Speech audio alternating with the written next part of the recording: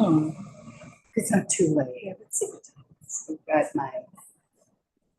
He's okay for the moment. Sorry for being late. No worries, thank you. Get started. Is there a sign-in sheet? That's a Oh. clipboard. Thank you, yes. I just didn't know where it was, thanks. Could you sign it? Thank you.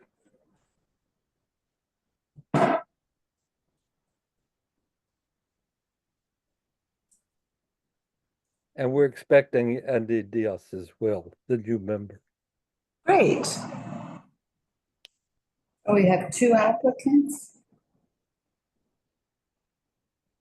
Today's the 12th, yes, 560 Broadway and 99 Worcester.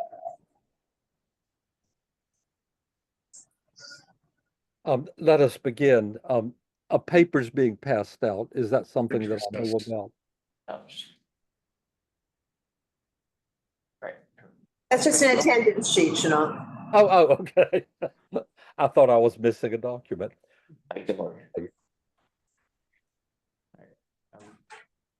Eugene, can we have the screen back?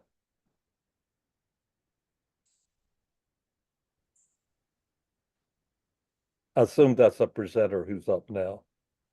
Yes. Hi, guys. My name's Andy Liu from Atchison Doyle Partners. Okay, I'm sorry, we're not quite ready. We haven't started them.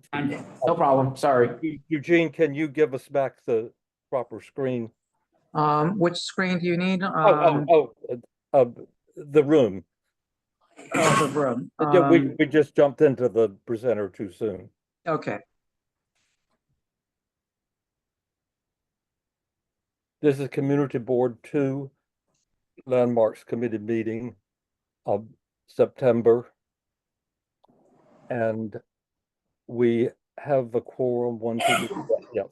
And we'll begin now.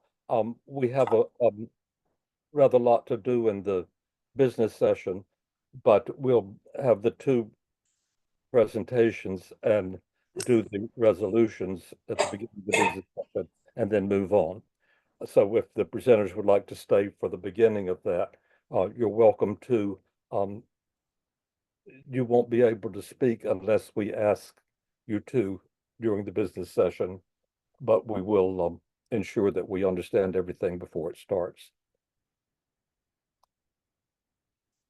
I won't do all the preamble since we have two and they're rather simple ones tonight.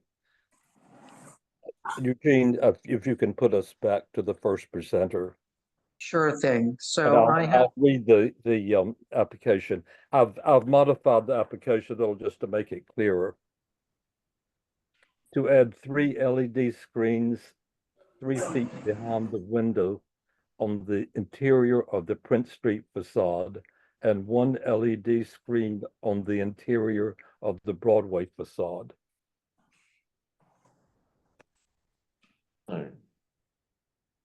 Please begin when you'd like. I want to add the dimensions to the notice, and I'll just put those in after we get those from you as we go. So if you'd like, you can share. Are we cleared to share the screen? Is it ready, Eugene? Yes, it is. So go ahead, you can share your screen. You should be able to. There you go. Right. Hello, Committee Board 2. My name's Andy Liu. I'm with Atchison Doyle Partners Architects, and this is my associate Liam Houlihan, as well as Mick Doyle from Atchison Doyle. We're coming back with for additional work at Aritzia. We've came before this community board to previously for signage application, and we worked successfully with staff taking into account the previous community board's comments on some of the work that was previously approved by LPC, and we've worked closely and just want to give you an update before I kind of hop into this presentation. We reduced a lot of signage. We've kind of done a lot of investigative work on the banding. And as part of that work, we're doing some restorative work for the signage on the building as well. But today we're here before you. Next slide, please. And we'd like to point out that Aritzia currently has gathered 120,000 square feet of landmark space in the city for retail. Yeah, and we're working, Previously unoccupied retail, so there's three major sites that they're doing a lot of restorative work, but they're also trying to push their retail idea, and that's why we're here tonight. so the location we're here tonight for is the 560 Broadway location. Next slide, please. It's located on the corner of Broadway, Prince and Crosby. It's a through block building. Most of us native New Yorkers or people who've been in the neighborhood long enough, known as the Dean and DeLuca corner. Funnily enough, these are some of the historic tax photos that we've gathered just from the 1940s. This is from, on the left-hand side, you will see the 1940 tax photo looking down towards the tip of the island, and then on the right-hand side is the building on the right, Looking up towards looking Houston. up towards Houston Street. As you can kind of look at, while we kind of pause on this for a second, I would like to point out that, you know, the bottom storefront has changed significantly over the years. And you'll kind of see that evolution as you kind of, we go to the next slide and make our way towards the 1980s, 1990s historic photos. I additionally point out all the signage that was on this current facade as it went up the building as well. He's gone. It's gone. Okay, So- to be fairly brisk through this, we've seen the whole building and things recently. So it's really the, Yeah. what's for. Okay, Okay, yeah, so just flip through these 1990s, 1980s tax photos. And this is kind of what we came before the board previously with for awnings and a flagpole and some signage on the band. and that's what landmarks approved. And this is what Landmarks ended up approving, and then working with staff to reduce the signage and other items. And to restore that band, that very important thing was done, if you just back up, on where the Aritzia sign is, where the cursor is. That was, we thought that was cast iron originally because it was all covered up, but it's stone. And that's being carefully cleaned and all the pinholes and restored, so that should look pretty good. All right. So as mentioned, we are here today in front of you guys for 4 total LED screens, 3 on the Prince Street facade and 1 on the Broadway facade. So here with our render that sits on the corner of Prince and Broadway, you are able to see you're able to see is the Broadway LED screen that sits back, that you'll see later on in the floor plans, sits back 3 feet 9 inches. I'd like to point out that you have 4 bays for Aritzia here with their following store with the Converse, as well as Aritzia has the whole top floor as well. With no. With no, With no LED screens on either on or second limited floor signage. or signage. We're having a little sound trouble. Uh, If one person could speak at a time, Oh, sorry, or is it an echo? It sounds very strange. is that better? Yeah, that's right. Yes, okay. Okay, so. Sorry about that. We should move it. All right, so speak it today.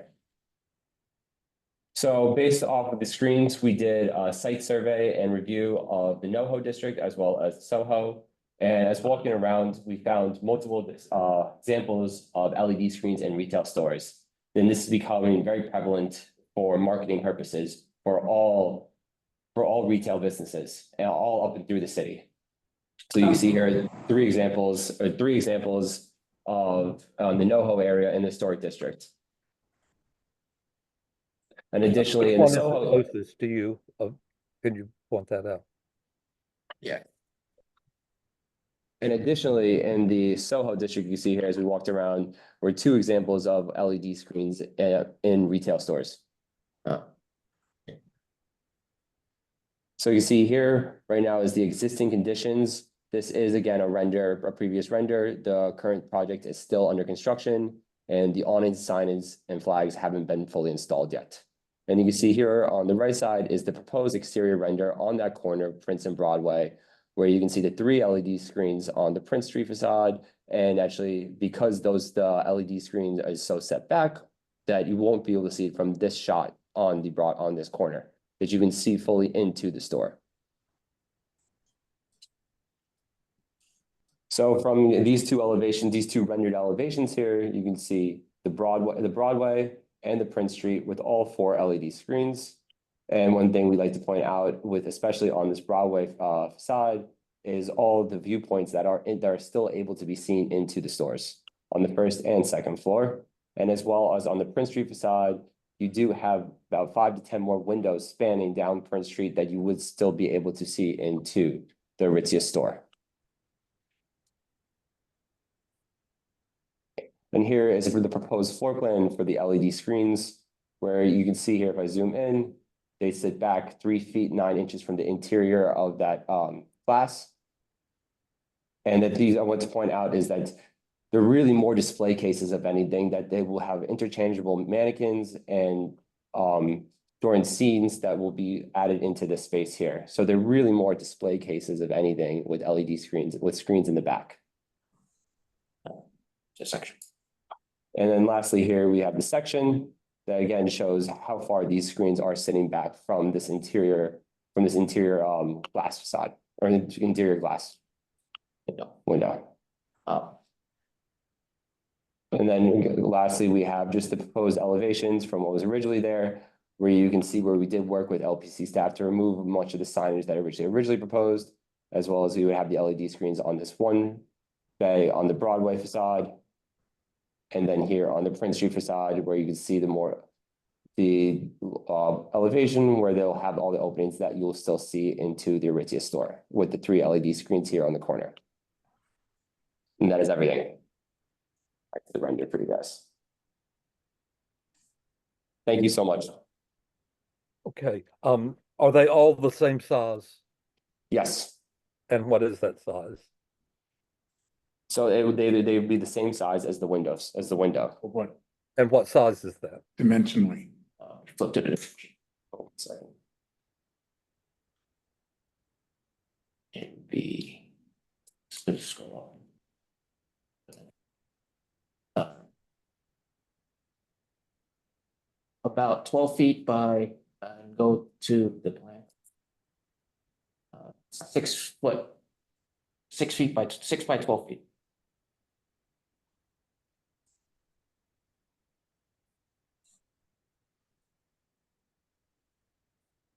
And the 3 foot setback Yes, are you saying that permits one to see at an angle into the store? The Prince, Yes. particularly, I didn't quite get yes, on the whether Broadway that streets. completely blocks the view into the store, or one can see into the store there. On the Broadway Street side, if you're at this vantage point, you can see still into the store. So you're seeing through the 3 foot gap? Yes, Yes. 3 Okay. foot 9 They're, inches. And they're this would- floating back there, or okay. Yes. And this And again the, would and the allow. others, you don't see as much obviously into the store. Yes, but if you Go to that one. to answer your question, Chanel, We go to 2. if you zoom in on that, you have already the Oh, subway that- station taking up a significant portion of your vantage point, and then you also have the awnings, but on the leftmost side, you kind of can still see through that 4 foot, almost 3 foot 9 gap, and you can see into the store. To also, you still are able to see in the store as they have the entire first floor, so all the windows going down the block. Okay, we Also, understand. I'm thinking about only where we're the part before us. And they're exactly the same size as the windows. 6 by 12. Yes, Correct. Okay. That clears up everything. Questions from the committee, please. Okay, hi, Team Leon. I'm Susan. I am the vice chair of the committee, and I'm going to handle the questions from committee members who are in the room before we move to committee members attending remotely, and then we will open it up to any members of the public who wish to speak. I'm going to kick it off with a couple of questions for you. My first question is, I know with the recent amended rules regarding signage at LPC, I know that they have been amended. My question for you is, what about your proposal sent it to the community for review rather than a staff approval at Landmarks. Which aspect of this was the motivation to come for a public review from Landmarks? Hi, this is Andy. I can answer that question. LPC staff guidelines are typically 50% width and 75% height of the transom of the opening, in this case. And because our screen is the size of the window, it exceeds that 50% parameter in width and 75% parameter in height. Okay, great, thanks. I had a feeling it was something like that. Okay. So, yes, they are quite large.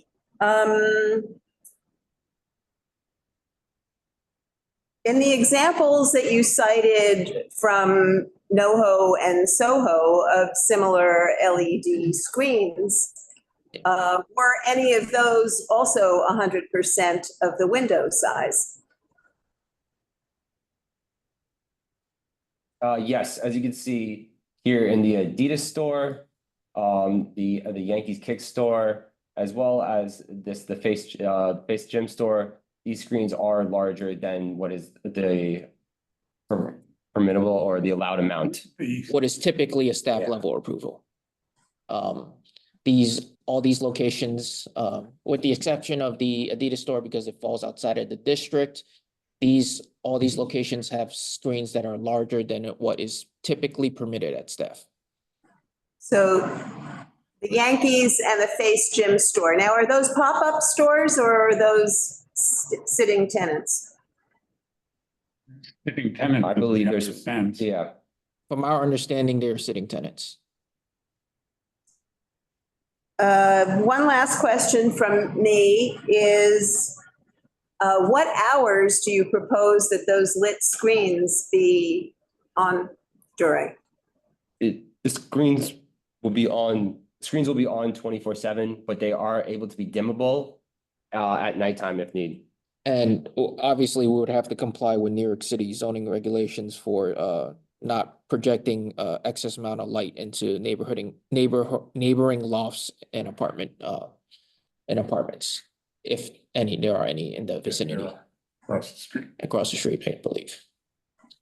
And what is the method of communication that you might have in place for discussion of these things if, for instance, neighborhood residents found that these screens were excessively bright after business hours? What would be the suggested?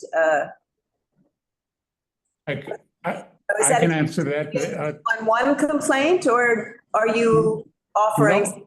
I think, to be honest, Aritzia has a pretty sophisticated corporate reach out that if you talk to a manager at the place, you'll get a reaction. He'll go immediately to his superior. And we found on our presentations on 18th Street and Fifth Avenue and on the site adjacent to Rockefeller Center, the same discussion came up, and they made it clear that they would be accessible by just addressing the manager in place. But it's not like to put it weirdly, it's not a mom and pop operation. They would be very sensitive to their perception in the neighborhood and would be reactive. That's my personal reaction to it, having them as a client right now. Okay, thank you for answering all my questions. And I believe Anita has a question. Yes, hi there. Hi.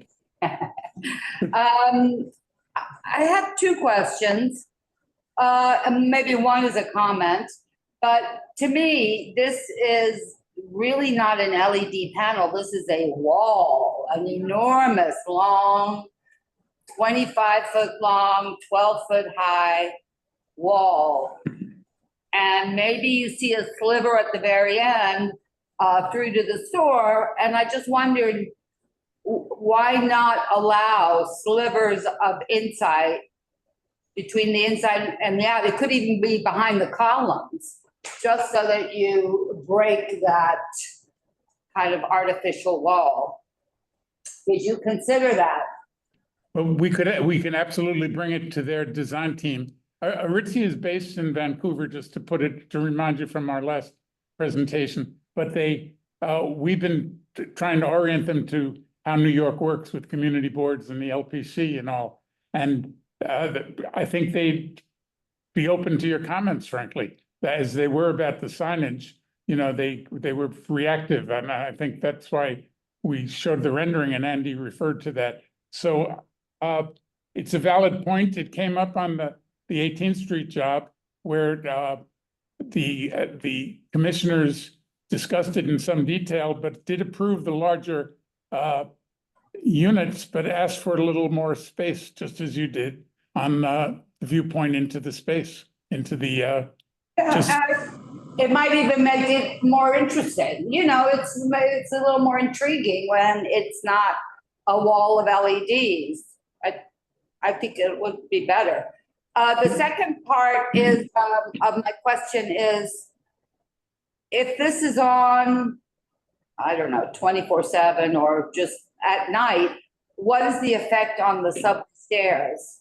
And is that going to create some kind of a weird lighting? And, you know, maybe we have to add additional lighting onto the subway stairs to balance out the shadows.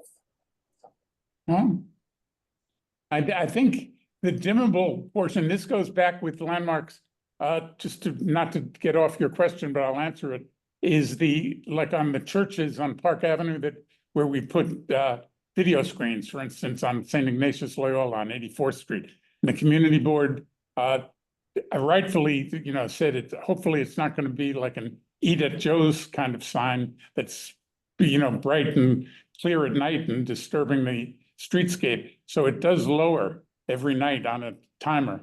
I think that could be monitored and would, I don't think they'd react badly to lowering it where it does, in the affirmative way, does not cast a confusing shadow onto the stair.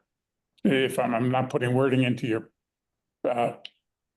question, but that's a very valid point.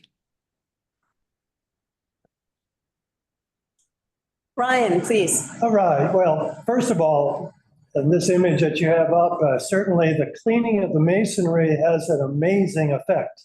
It's like it brightens up the building and makes it much more appealing. It almost looks like you expanded the white area, but I see that it's simply by cleaning the masonry. So congratulations on that, if that is done successfully like that. Yeah, well, they're working on it. We're trying, monitoring it. The other thing I noticed was that you're installing all new glass in the windows. That's, I think you call it out as shatterproof. I also wonder if it's non-glare or somehow going to help. It's hard to imagine with these bright lights behind reflective windows, which can be very confusing because it will reflect the street at the same time as trying to overpower it with the lights. So how? We'll verify that, but it's a great point. Yeah. I think just to answer that first point, I think absolutely they don't want it to be a glare glass, and we'll verify that and answer you in an email, because that's a big concern. Obviously, that they want it to be very transparent and non-reflective, so that you look in, which has been pretty much an LPC guideline on many buildings. But I didn't notice the shatterproof change where you had that, where we noted that. We'll verify that. Okay. Anything else, Brian? I know. Okay. Thank you. Thank you. Eugene, I see your hand is up. Yes, thank you, Susan. Hello, thank you for the presentation. I did have some questions as well regarding the LED panels. My first is regarding 3 that are on the Prince Street side, the 3 screens. And, it was very helpful during your presentation. You described these more as like, I believe, like a window box. And that, kind of language was helpful to try and imagine what this would look like. Based on this render, it appears almost as if the three screens are meant to appear contiguous. If you hadn't told me there were three separate screens, for example, I would have thought it was just one large screen behind three separate windows. Is that really the effect that you're going for? That this is, in essence, one large panel kind of floating behind the three windows? No, we're going for, these will be three different screens. It will be three screens, right? But they're going edge to edge, correct? Correct. Within each frame. Yeah. So for someone looking from the street, I mean, it could look like it's one contiguous kind of floating screen in the background. Is that okay? Yes, that would be, It'll be static image. yeah. Oh, Okay. yes, it would look like one continuous backdrop. But that would- Thank you. My next question is what is regarding what the client is planning on projecting or showing on these screens. I'm assuming that based on the descriptions in the bottom picture here, those are mannequins, right? So those are not actually part of the display. So if you flip to, we can flip to the section. Section is more explanatory, Mr. Yu. Oh, thank you. Yes. So we- So again, back to my question then, what is going to be shown on the screens themselves, if that's currently known? Is it going to be, for example, a static image that is shown for most of the day? Is it going to be something more like a slideshow, where images are kind of shown in sequence and, kind of blend into one another? Or is it going to be akin to video? Is it going to look like, for example, a fashion show where things are happening in the background, where where there's movement and video? What is, the planned usage of these screens? Thanks for the question, Eugene. From our conversations with the client, the intent is to have a series of static images that would be in the background that could potentially rotate. We haven't nailed down all the specifics on what the timer is and what they anticipate. But I don't think any of the design parameters was intended for continuous video, because that is, in our opinion, very distracting. And you sounded like, and no offense intended, you sounded like the marketing director of Aritzia when you said it's more like a fashion show projection of what they're trying to sell. They really want people to say, that one, why don't I buy that one? I don't think it's to tell a story of a landscape or New York scenes or that kind of thing. Okay. To show their brands. It is to show their brands. Okay. And again, that wasn't meant as an insult. The way you framed the question was exactly what I heard them say at one point. It's really a bit of a fashion show of our brand, of our stuff. Right. Okay. That makes sense. It helps. It's difficult to tell sometimes from a static render Yep. what the intent is. And it sounds like also that there's going to be some type of day-night type of operation where it's going to be dimmer at night or off hours. They'll Is have that the option to them. the option? And, Okay. and whatever your response is, if I can suggest, and again, it's far be it for me to suggest, I would recommend that from the community board. Whatever your final judgment is, just say that's a concern. Because Mhm. we've articulated that, because I live in Tribeca and I'm very sensitive to, bright lights down on the storefront levels. You It want to, is. Yeah. It is. When It is night- distracting. when night falls, you want the neighborhood to tone down a little bit.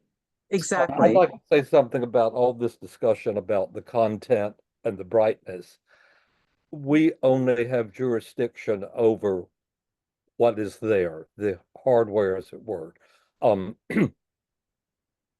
Once it's there, we have no control or indeed jurisdiction over it. So in our consideration, we have to agree that what we recommend for approval in its, if you will, worst case use is acceptable.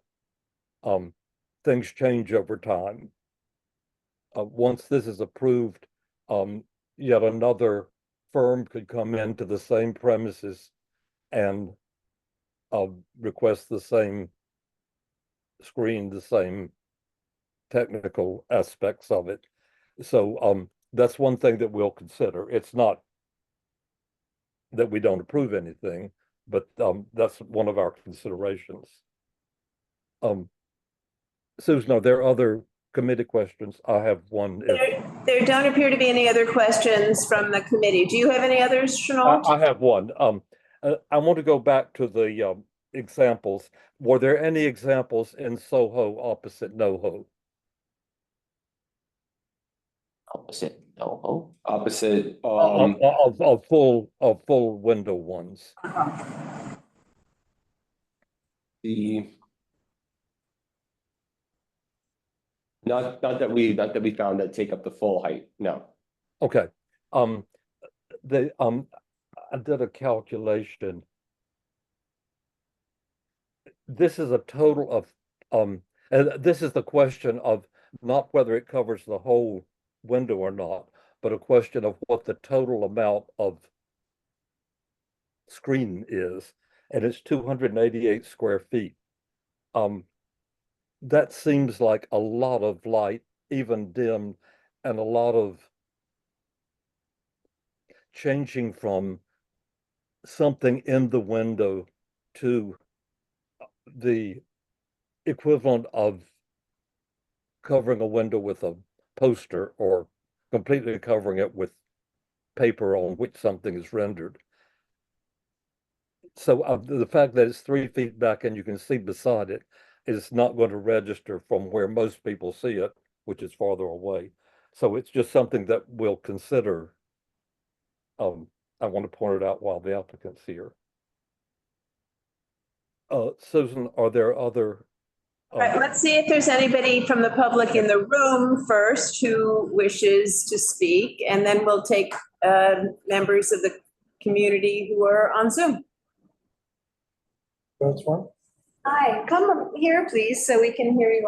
Everybody can hear you. I didn't hear who's going to speak now. All right, hello. This is my first time ever doing anything like this, so bear with me here. But my question. Excuse me, I didn't say, since your first time, if you could limit yourself to 2, maximum 3 minutes, we'd appreciate it. Got you. So my question pertains to the fact that you have a screen, a giant light wall inside Goritza here.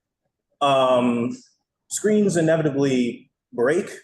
I'm wondering how long it will take, if, God forbid, it breaks, how long will it take for you to repair the screen and keep people from just looking at a black wall on the side of this historic building here? And also, who will you be hiring in order to repair it? Does Aritzia have like its own special repair company, or does your company that make these LED screens hire people in New York? That's, yeah. All right, I didn't catch your name. It's Dade. D-A-D-E. D-A-D. Dade. Hey, Dade. How you doing? I guess I'll answer your question. The video screens are actually composed of composite. There's a bunch of screens that are getting together. So in the eventuality, if one goes out, it's actually a matter, it's not ripping down the whole thing and putting it, it would be replacing that defective portion of it. And for the construction, the company, Aritzia, is currently using JRM on the site as a general contractor to perform the work. I believe they would be subcontracting to a local company to perform this installation of the screens, and that they would be contracted to them or contracted to a local company to do any maintenance that would be required. 4 stores in New York City. Yes, and they are also doing this at 115 Fifth. So they'll be using 608. and 608. So they'll be using it at all three locations. And the technology you've got, it's a good question, but up and down Fifth Avenue, this is totally prevalent. But as Andy said, they're about a 2 foot by 2 foot component that can be just reset. It's sort of prefabricated and just put back into the screen. And then they present a seamless image. So only so if one section goes out, the entire screen goes out, or is it? No, just that one section goes out. It's like the old Christmas tree lights, one bulb will go out but you can replace. Gotcha. All right, thank you. Thank you, Dave. Thank you course. very much. Anybody else here for the question? I'll just say. Yes, hi, please. Hi, I'm Jessica Valdeспino. I'm probably not the person you want to hear from because I find LED screens offensive and I dislike seeing them all over the city. But these seem very, very large. 12 feet by 6 feet, that's large. And right now it's 3 feet 9 inches back. But what's to prevent it from moving forward and being right in the window? I should have started by praising you for what you've done, exposing the beautiful stone and taking care of it and filling in the pinholes. It looks beautiful. Thank you so much for doing that. But coming out of that subway, I would not want to see this huge, like Anita said, huge wall of LED screens. And yes, what's the light going to look like? How is it going to shine? What's the quality? I believe it should be dimmed at night, but I would just be concerned again about the size of it.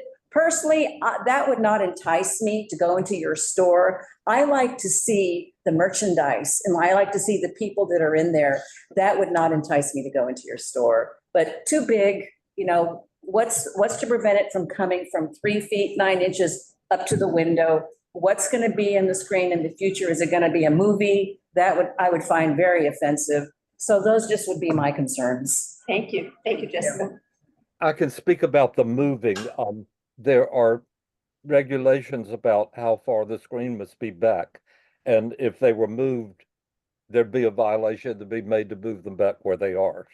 So that's the answer.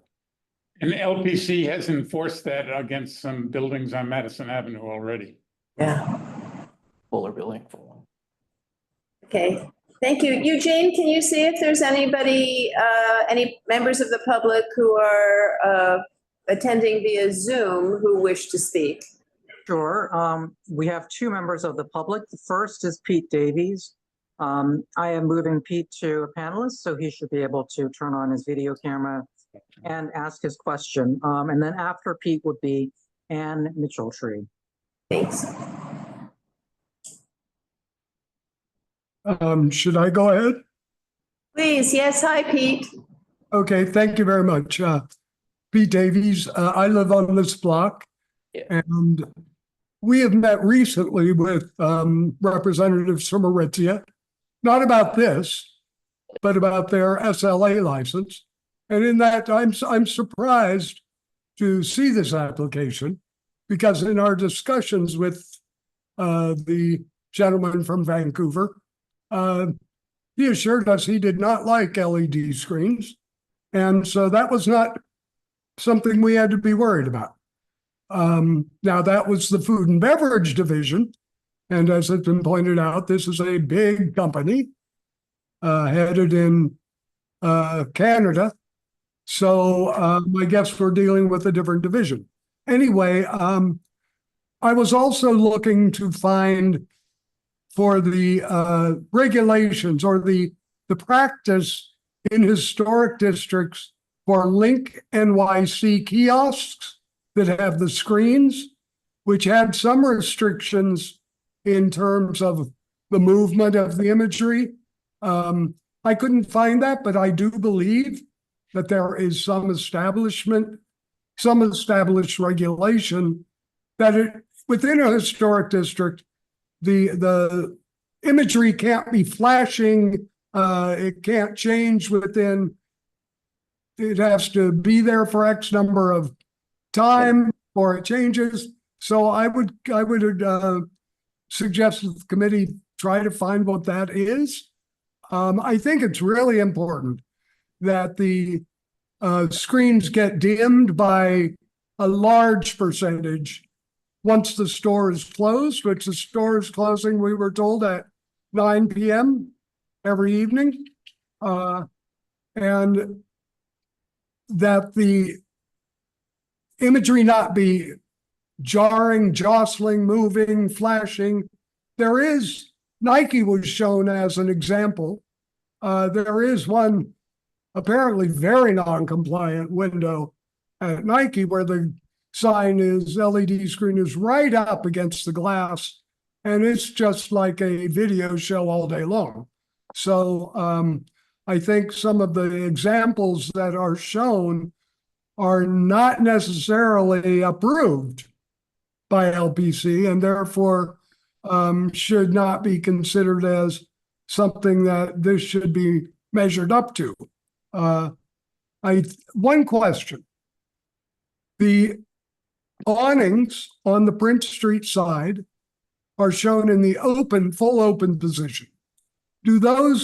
Are those movable? Do those open and close? Hi, Pete. This is Andy from Atchison Doyle. We took your comments. All those awnings are indeed retractable. Will be retractable? So Yes. more window will be visible than what is seen in the rendering. Be less, right? Because it comes down. Yeah. Comes down. You mean if they're open, Pete? They're And closed. when it's raised up, Yeah, they're retractable, so. there will be less window shown or more window shown? Yeah. Anyway, it appears Chenault's calculation of up to nearly 300 square feet of imagery is quite excessive and way beyond that's why you're here. So I would suggest minimizing that, controlling the visuals, controlling the timing of the light, and getting that within a somehow reasonable situation, so we're not just being blared at this corner 24/7. Thank you very much. If you would be good enough to send through the written testimony portal about the conversation with the gentleman and including the name, if you would, that would be useful for our. Okay, Chanel, it was just a conversation. There was nothing. Okay, back and but that's forth in writing. whatever it is, if it's written down, it'll be easier. Just so we don't have to spend time on it now. Okay, thank you. Thank you, Pete. Next is Ann Mitchell-Tree. Hi, can you hear me? Yes. Yes. Yes, okay, thank you. Can you go to slide number 11? Yes, that one, yes. Now, my problem is I like the one on the left better than the one on the right. And I realized you did some cleaning, but to me, the one on the left, I can see the scroll work, I don't know where you want, the relief, the miniature statues that are all up on the building. And the building, to me, first, second, third floor, it looks like it is curvature. It looks like arches on those windows. And then when I turn over to the right side, I don't see any scroll work. Maybe it's the lighting or it's the way you shot that photo. I don't see any scrolling or statues, relief statues on the building, and I don't see And the please be curvature in the brief with this windows. because it's not before us tonight. It's something that's been dealt with already. Do you want to Well, answer is that? it- is all that- do please explain the difference in the appearance So- of the building and the two. Is all that sculpture still on there and are the windows still Yes. curved? just- I don't see them. Chanel, if I can just say, she's a real tough architecture critic, but the rendering is misleading in the sense that it's a little bit too washed out. It's very much, all that detail is totally retained. None of it is gone, and it's just clean on the lower level. But it's much more similar to the one on the left in the existing condition. Okay, thank you. What about the curvatures on the third floor? The We're not arches, doing anything up there. So that's not changing at all. that's, Okay, And perhaps it's helpful to understand that the image on the right is a rendering, not a photograph. right. Which I is would the suggest curvatures to in the window applicant stay. that- The thing is that when a the, better when the, rendering be done for the presentation, because it is, we understand it, but it's wildly off. it's not the truth. It's not nowhere near the truth. But Okay. when you have a noise complaint, the NYPD comes out with a whatever they are, and they measure the decibels down to a number, and they say, these are your decibels, you're above your decibels, you're below your decibels. You take a breathalyzer, it's got a number, you're above it, you're below it. We need a number for these lights, that this is your kilowatt voltage, or this is your kilowatts wattage that's coming out of this thing, and this is the number, and it's over the number. And dimming it, these are very vague terms. Yes, we can do this. You're waiting for the neighbors to complain before you'll be forced to dim it.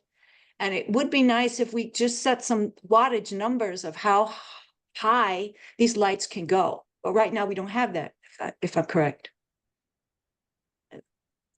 That's all. Thank you. Thank you. I think there's one more speaker from the public. Yes, so Victoria Hillston. Victoria, I am promoting you to panelist. You'll have 2 minutes to speak. Anne, thank you for your comment. I will move you back to an attendee.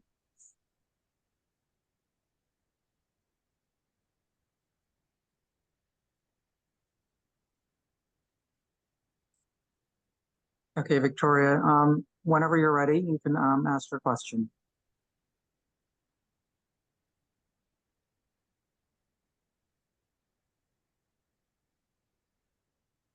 Are you on mute?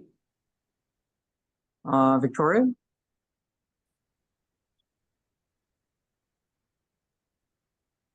Victoria, we cannot hear you or see you. So Victoria, if you could turn on your camera if you want, and unmute and ask your question. Hi, Victoria. So if you can unmute, you can ask your question. Gotten disconnected. I see Victoria has her hand raised. Victoria, we still can't hear you. So if you can unmute and ask your question.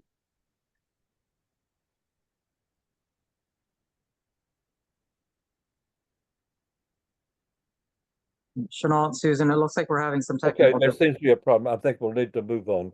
Okay. I've been reviewing my notes. I just want to be clear about one thing.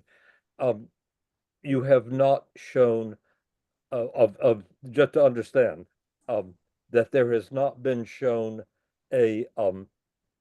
other examples that a window of this size was completely matched in size. Is that correct? Not in the Soho or NoHo district, but we did do on the Fifth Ave, previous. We only store. consider the district in our. Not within the district. Not within the Not district. within yours. Okay, thank you. Thank you. That is everyone, yes. Well, I don't know if, let's see if we can persuade Victoria Hillstrom from the public to unmute herself so that we can hear her question. Yes, I have chatted with Victoria to ask her to unmute, and I know she's there because she's raised her hand again. Victoria, again, we cannot hear you. So if you could just tap the unmute button and ask your question. You have been moved to a panelist, so it looks like Victoria is somehow on here twice now. Victoria, if you can unmute. Hello? Oh, Yes, we can hear you now. Hi, everyone. I'm so sorry. This is not I'm carrying another phone. Thank you so much for having me. I so apologize. I just wanted to speak to this project. We worked on Automat in London is our work. And we've actually done awnings. They were not retractable. I take issue with the awnings being on both sides. I'm sorry, Victoria. I design stores. Victoria, Yes. the awnings were settled at a prior meeting. We're only discussing the, we want to discuss the screens and the windows. Well, I just wanted to add something to that. Our lofts are in Tribeca. I've worked on the liquor store, the prototypes for the J. Crew stores. I'm sure you've seen my work. I've worked on McQueen and Gucci. I personally would not use the screens at all. Soho is your art. The building is your art. And you might want to reconsider using the screens inside to educate a customer, but using the door and the entrance to welcome the person in by really highlighting the building in and of itself. And Mayfair, London, is very much like Soho. Our scale, the architectural integrity is something that you want to highlight instead of all of these gimmicks. In my opinion, you don't want to be Times Square. You want to be a step above it. And I would not put those monitors there at all. As a matter of fact, if you were carrying or Louis Vuitton, LVMH, I would tell you absolutely not. You're gilding the lily and it's inappropriate for many of the reasons that Pete said. The key reason is there's so many other wonderful things to look at that you're distracting the eye and you're not intriguing the customer to walk in the front door. In my personal opinion, I would rather see 2 flower pots, something magnificent with the front door, maybe a set of windows with awnings. You can see what we did at Automat, what we did. Carlos works on the Cipriani, the Hotel Cipriani's, the upstairs. So our work is fairly well noted around the world. I would not put those screens there at all. I would say by being in Soho, and your price points will also reflect it, that you want to filter it out. You don't want to add the confusion to the eye. And that's one of the magnificent things about the landmark laws, is that they control the optics so that by putting too much there, you're gilding the lily, when the fact of the matter is it's a gorgeous building, great signage, maybe a series of awnings, Okay, maybe Victoria, the entire. could you finish Well, up? that's just my opinion. I would not put those screens there at all. It's very cheap. It's very Times Square, and it is not what people. That's not what a high-end customer comes to spend big money for. That's for an uneducated customer at H&M. I would not do it. It weakens. It bastardizes the brand, in my opinion. Understand. Excuse my language. Okay, thank you, Anyway, Victoria. of Thank course. you. I'm glad you were able to unmute. Thank you. I say one more thing. Have we now concluded? Okay, look, I just want to say I completely agree with everything Victoria said, everything. I don't want to see him there either, frankly. She expressed it very well. Thank you. Okay, Chenault, I think we can Thank move you for the forward. presentation, and we'll move on to the. Thank you very much. Thank you. Thank you. Thanks for the presentation. Thank you. Thank you. I'll read the, again, I've modified the notice because it was confusing. The application is to install a non-illuminated double-sided sunbrella, that's a brand name, banner on the 2nd floor facade.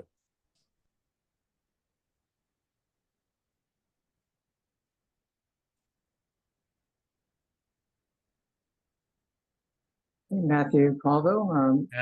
Yes. Hello. Thank you, commissioners, for your time tonight. We're not commissioners. We're just I mean, members of the public. Members of the board. You're not public, you're board, and I appreciate you being here. Thank you so much. We're not commissioner imposters. I know, Thank you. obviously not. You're way more privileged, and I appreciate it. And thank you so much for being here. I don't have an LED screen or screens. It's not a wall of signs. It's way simpler. And I hope you can appreciate what we're trying to accomplish here. So again, I thank you.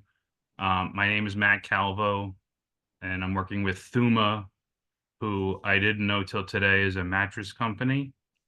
And they have a flagship store at 99 Wooster. And we are proposing a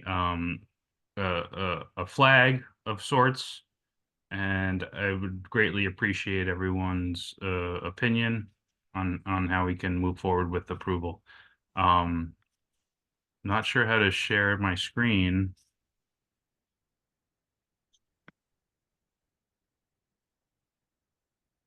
Share. There we go. Okay. Thank you for your patience. Could everyone see? No, we don't. Coming.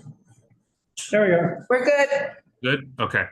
So this is the site, Thuma. It's at 99 Wooster Street. It's between Spring and Prince Streets. It was formerly the site of a gay activists assembly. I'm not sure exactly the name, the formal name, but it's between Spring and Prince on Wooster. They want to put this flag. It's kind of unique. It's a very long flag with their letters at the bottom. They're going to put it up here at the elevation right here.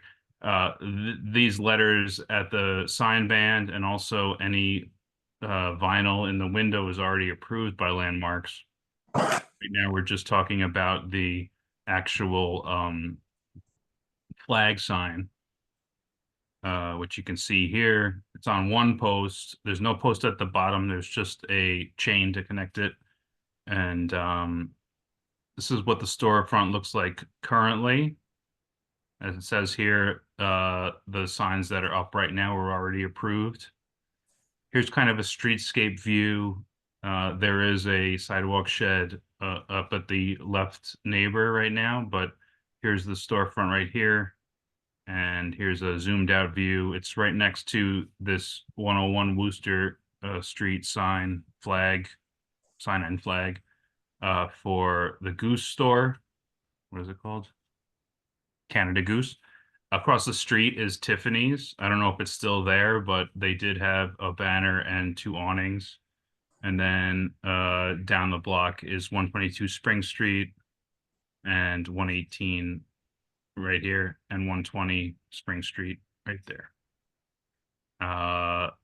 That's the bulk of the presentation, but I welcome any questions and suggestions. Basically, this is what we're looking to do right here is this flag. I need a couple things before the questions. What is the frontage of the building? I don't have it right here. Now, exactly. Approximately 25 to 30 feet, I would say. Okay. And if you could go to the buildings that you showed that are near neighbors, the 4 there. What's I can see about how but how tall are these buildings? These are 4 to 5 story buildings. Mainly a typical flag is what you're seeing here. Ours is a little different. It's not as large of a flag, but no, I'm asking about the buildings, how tall the buildings are. Oh, they're 4 stories, 4 and 5 stories. All the ones around. So they're Correct. all taller than this one. Correct. And obviously wider. Okay. Yes. With that, well, these 2 here, you could see right here, this is a 2-story building at 120 Spring. No, the ones with the flags on them. Yeah, this one right here has a flag. It's 120 Spring. This one also has a flag. It's 118 Spring. And they're right next to each other, maybe within 25 feet, probably a little more. But. Okay.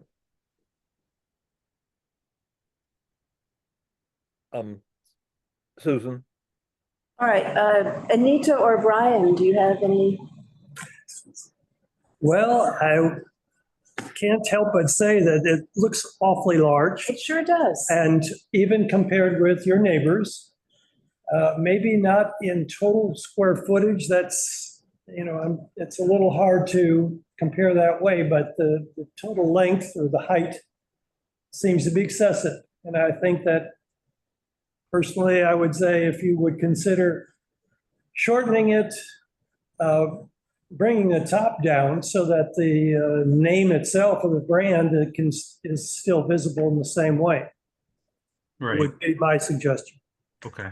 Understood. I think that what they're going for is the simplicity of the logo as it pertains to the fabric that it's placed on. I can certainly bring that back to them, and Landmarks has also mentioned something similar. So, you know, this is not a typical flag where you have a large amount of fabric that is wider as it is higher and covered with copy. This is something very simple, and that's what they're looking to accomplish, is the simplicity of the design of the sign. It is before us because the commission staff found it to be not within the guidelines. They thought it was excessive, the size of it, a little bit.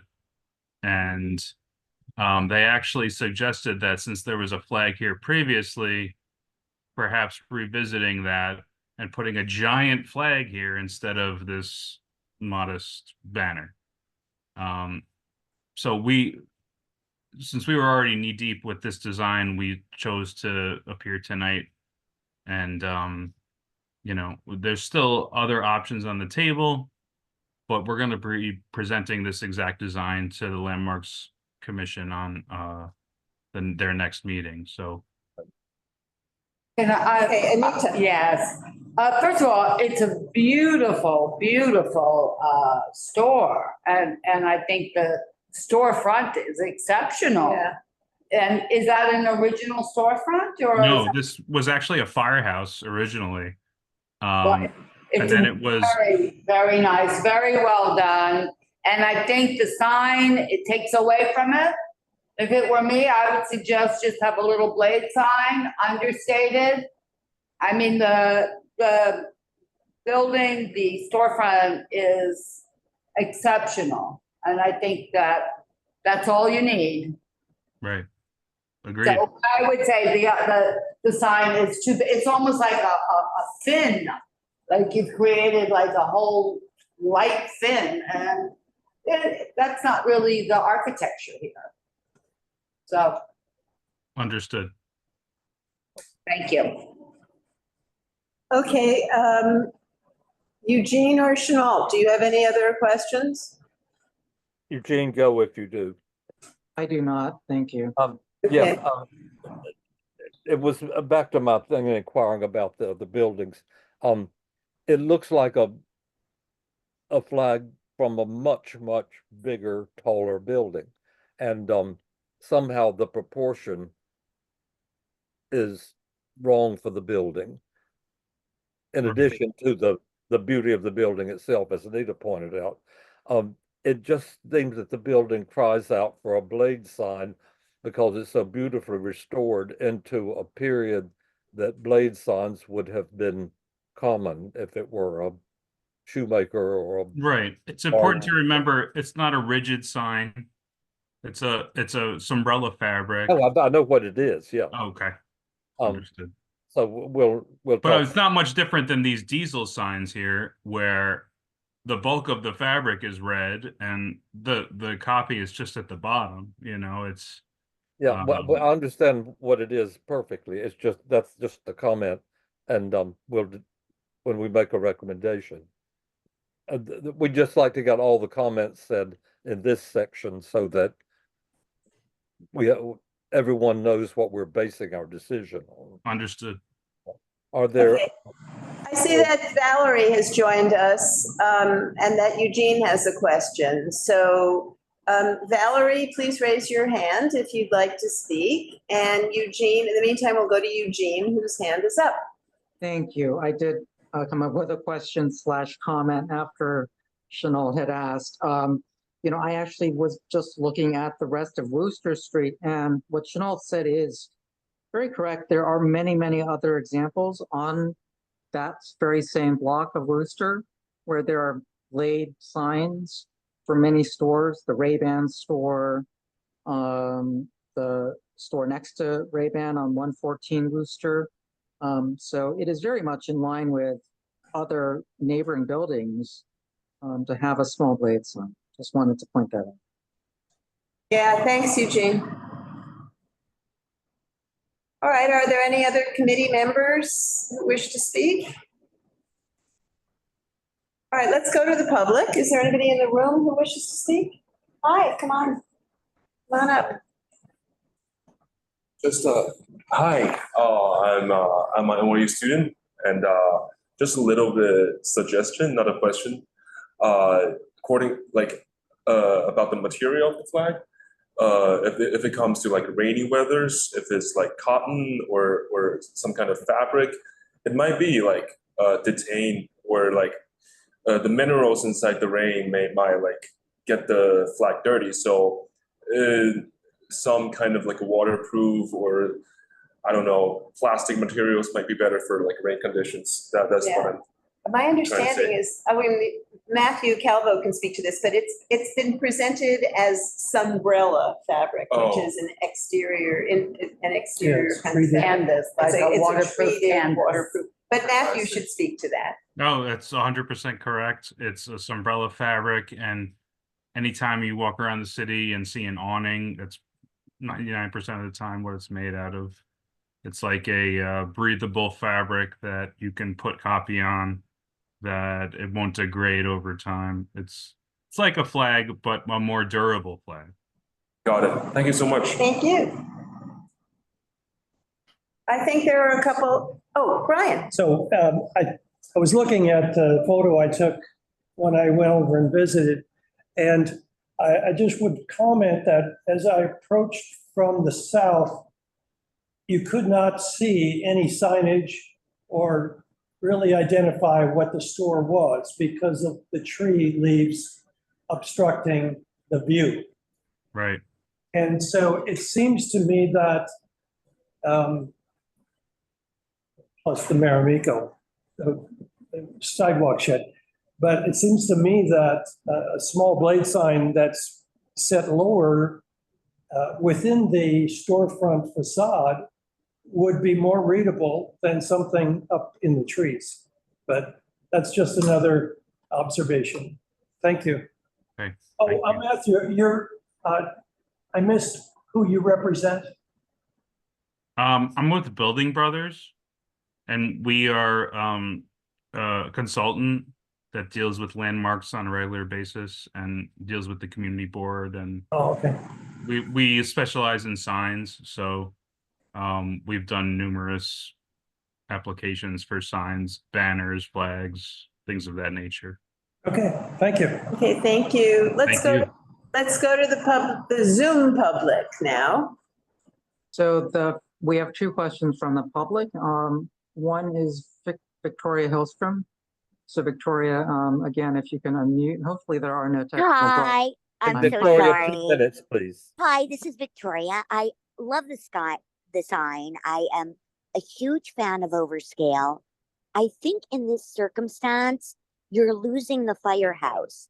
And I might go the opposite direction and do it smaller, either cut it a third or even in half, because the sign is really, someone is looking for the name. They're walking down the street. The addresses are difficult. But I think that you're losing the firehouse in this circumstance. And that's the only thing that bothers me about, I love the sign.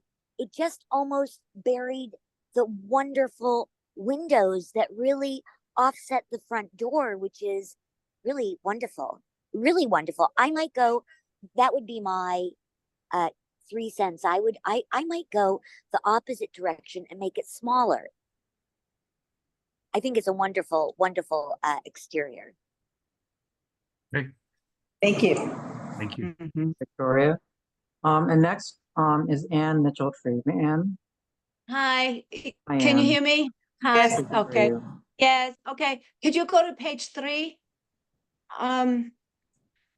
Yeah, right. So I'm poor with the vocabulary, but you could see the brick on the second floor, the brick, it has a ledge that's above the windows, and then there's a kind of a ledge that defines the bottom of the windows. And the sign is above the upper ledge and below the lower ledge. So it breaks it breaks the eye. What would happen if the sign were no longer than the bottom ledge of the window and no taller than the ledge that's jutting out there, and that it fit within that box, within that shape? I think it just is, it goes higher than the points that have been made. The top has a ledge and the bottom has a ledge, and these exceed both of those, top and bottom. So it would be neater if it just fit, inside that window frame. I don't know what this thing is called. Is it a cornice? This thing that's in the middle of the window. Is it a lintel? I don't know what it is. But You're if saying it the should be the fabric, same height as the window, is that right? pardon? Are you saying it should be the same height as the window? Well, yes, the top should come down Okay. and the bottom should go up so that it would fit within that box that's been made. Okay, we understand exactly. It's clear from looking at the picture. Yeah. Okay, thank you very much, Anne. Thank you. If there's no one else from the public who wishes to speak, then I think we will say thank you to Matthew Calvo. Thank you for your presentation, and we can move on to Okay. what it is that you'd Thank like you very much. additional. Thank you, board members, and I look forward to next time. Have a great evening. Thanks, you too. Thank you. I can't see who's at the back. I just want to be sure Andy's not sitting back there. Andy Diaz. I'm back here. They should all. Oh, hi. Come sit at the table.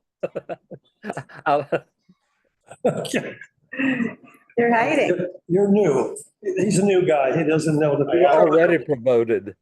Hi. Promoted. Andy is newly arrived at the board and to us, and we've had a little meeting to sort of for him to understand how the committee works. I hope I've accurately represented, and he is one of us now and ready to go. Welcome. Nice to meet you. Welcome. Yeah, you as well. Welcome. Okay, I think both of them were discussed to death during the initial session.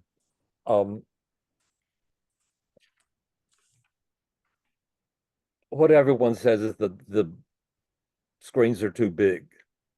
Does anybody not agree that they're too big?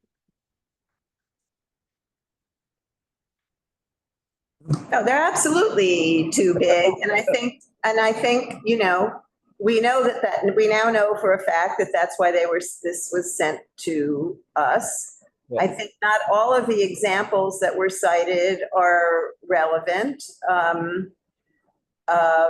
I think that Anita's point that these, particularly on the Prince Street facade, do not appear to be so much as panels as they do seem to create a wall, is a point very well taken. So I think, as you point out, the first thing to address is the size, and the size is clearly too big. The size and the Would we? Sorry. Go ahead, Anita. That it's contiguous. There's no break. It Right. is a wall. It's not like a wall. It is a wall. And it's 25 feet long and 12 feet high. That's massive. Right, and I think they acknowledge that that's the effect that they're going for, right? That it's supposed to look like one seamless wall. Yeah. And then it's cut off, so you're only going to see the body. And to the point that awning is going to take everybody's top part away. I had a question. Sorry. Just a quick question, comment. Is there any control over the lumens that these screens put out?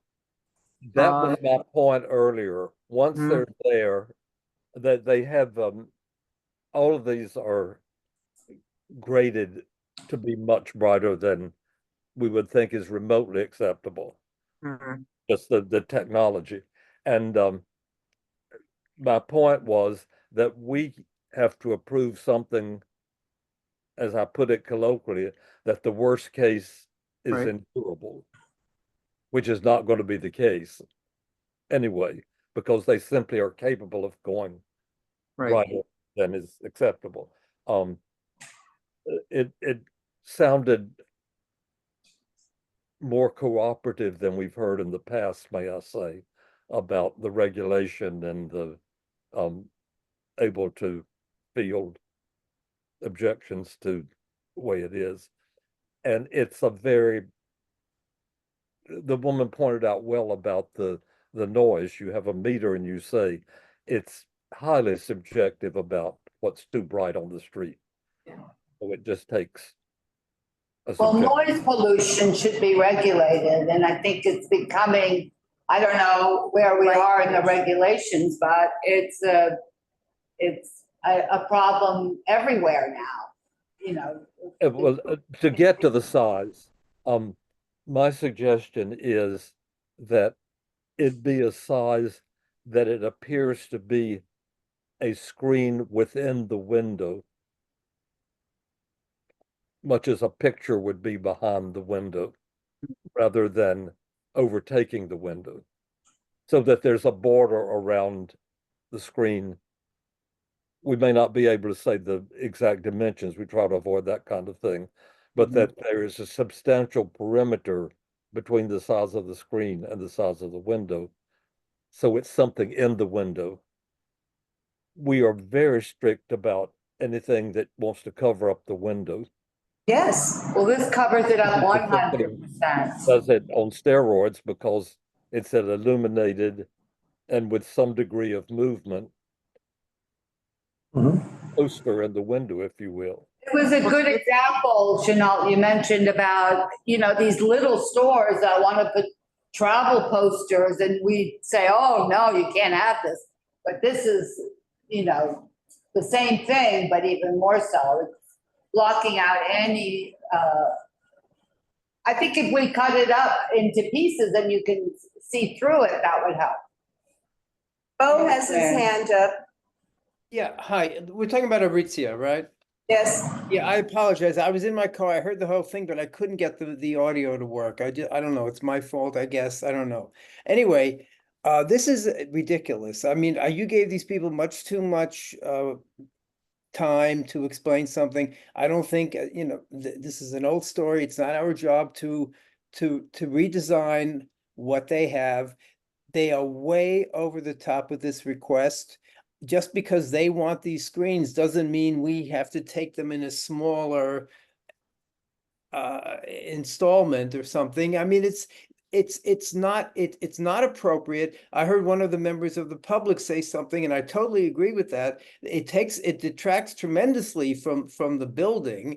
It's not, I think they are absolutely wrong in their marketing. I don't think this is a very positive thing for sales. Maybe they want to revisit that. But at this point, I would suggest that we vote it down. Let them come back with another proposal. I don't think we have to spend a lot of time talking about how large these screens should be and how many lumens and all of that. I think we just vote it down and ask them to come back with a revised plan that might be acceptable. That's what I think. Thank you.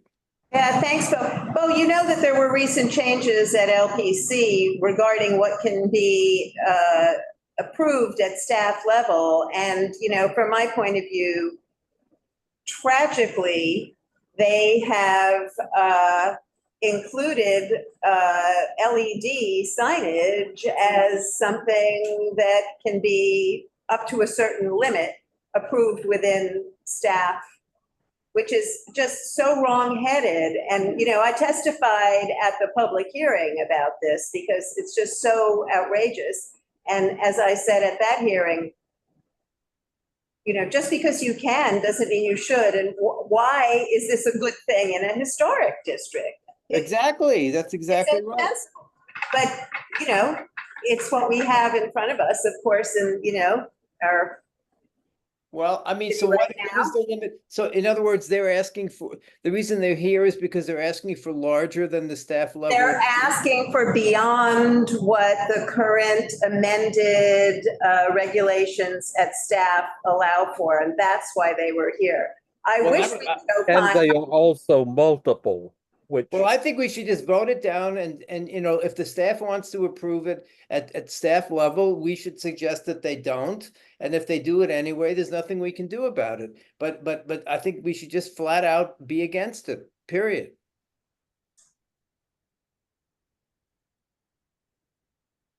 okay, thanks, Bill. Thank you. Yeah, if we do it that clean cut, we lose our input. Well, I don't agree with that. I mean, I don't think we should say what we think. All right, well, we should be. understand what you say. Okay, well, so let me, you said what you said, now I'll say what I said. And that is that I stand by what I said. And I think the argument that if we, that we would lose our input by going too far, that doesn't hold any water with me. I think we should say what we think should be the case and just, and do that and let the chips fall where they may. That's my opinion. I'm suggesting something more nuanced, that we look into whether we want to say something like one on each facade maximum, and that they must fall within the standard limits of size.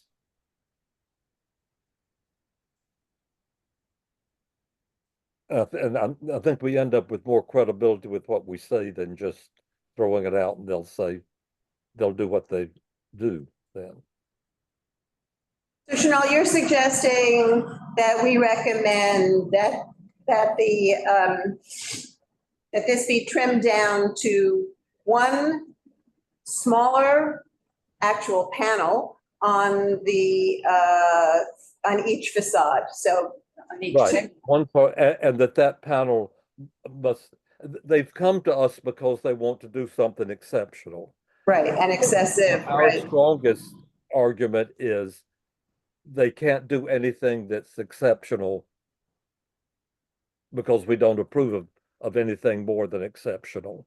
But I just want to I think I want to catch, are you just saying are you advocating I for? mean by exceptional, what staff can approve.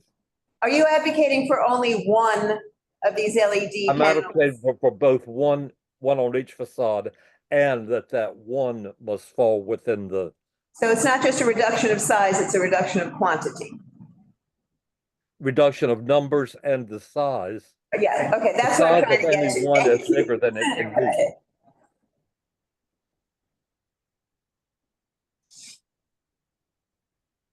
Well, I would support that. I mean, I'm for supporting anything that can get this as reduced as we can imagine.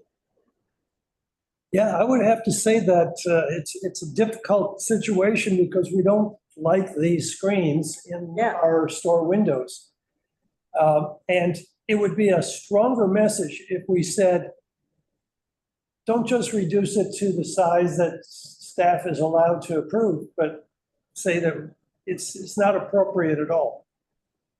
You know, I want to jump in there and also piggyback on what Brian is saying, because, you know, when I read these amended rules to begin with, and when I testified, one of the things that is most objectionable is the one size fits all model that LPC uses, which says that signs in Soho Historic District have the same restrictions as signs in, you know, Prospect Heights, Leopard's Gardens, or whatever.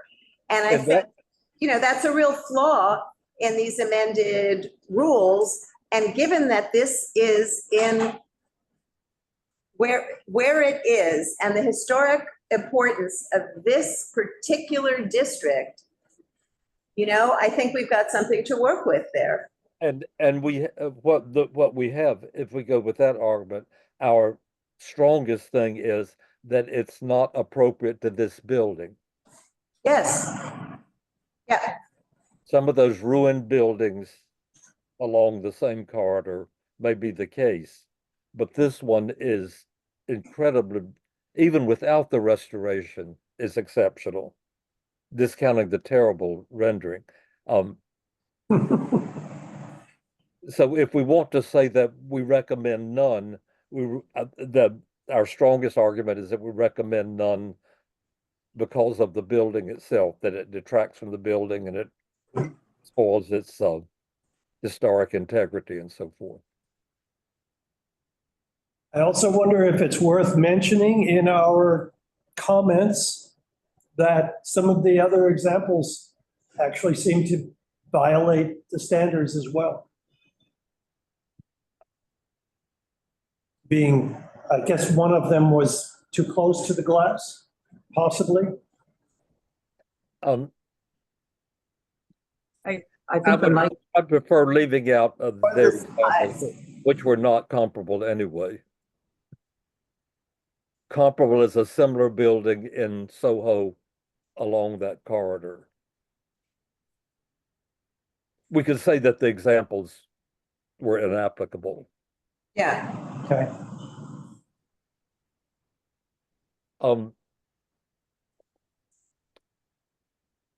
It sounds as though, and I want to be sure that everyone's in agreement, or a majority are in agreement, that we will recommend that there are no signs, and that the reason is that they are incompatible with the building and its particularness and its historic character. So we don't want them. Yes. Yeah. Yes.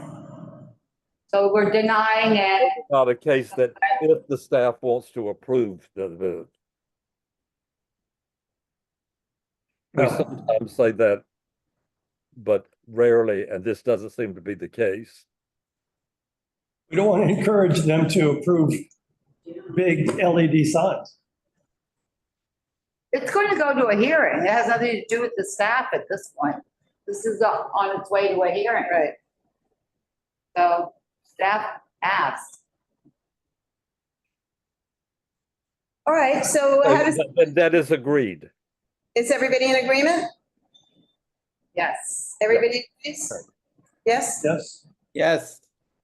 Hearing, not hearing, as they say. Worcester Street.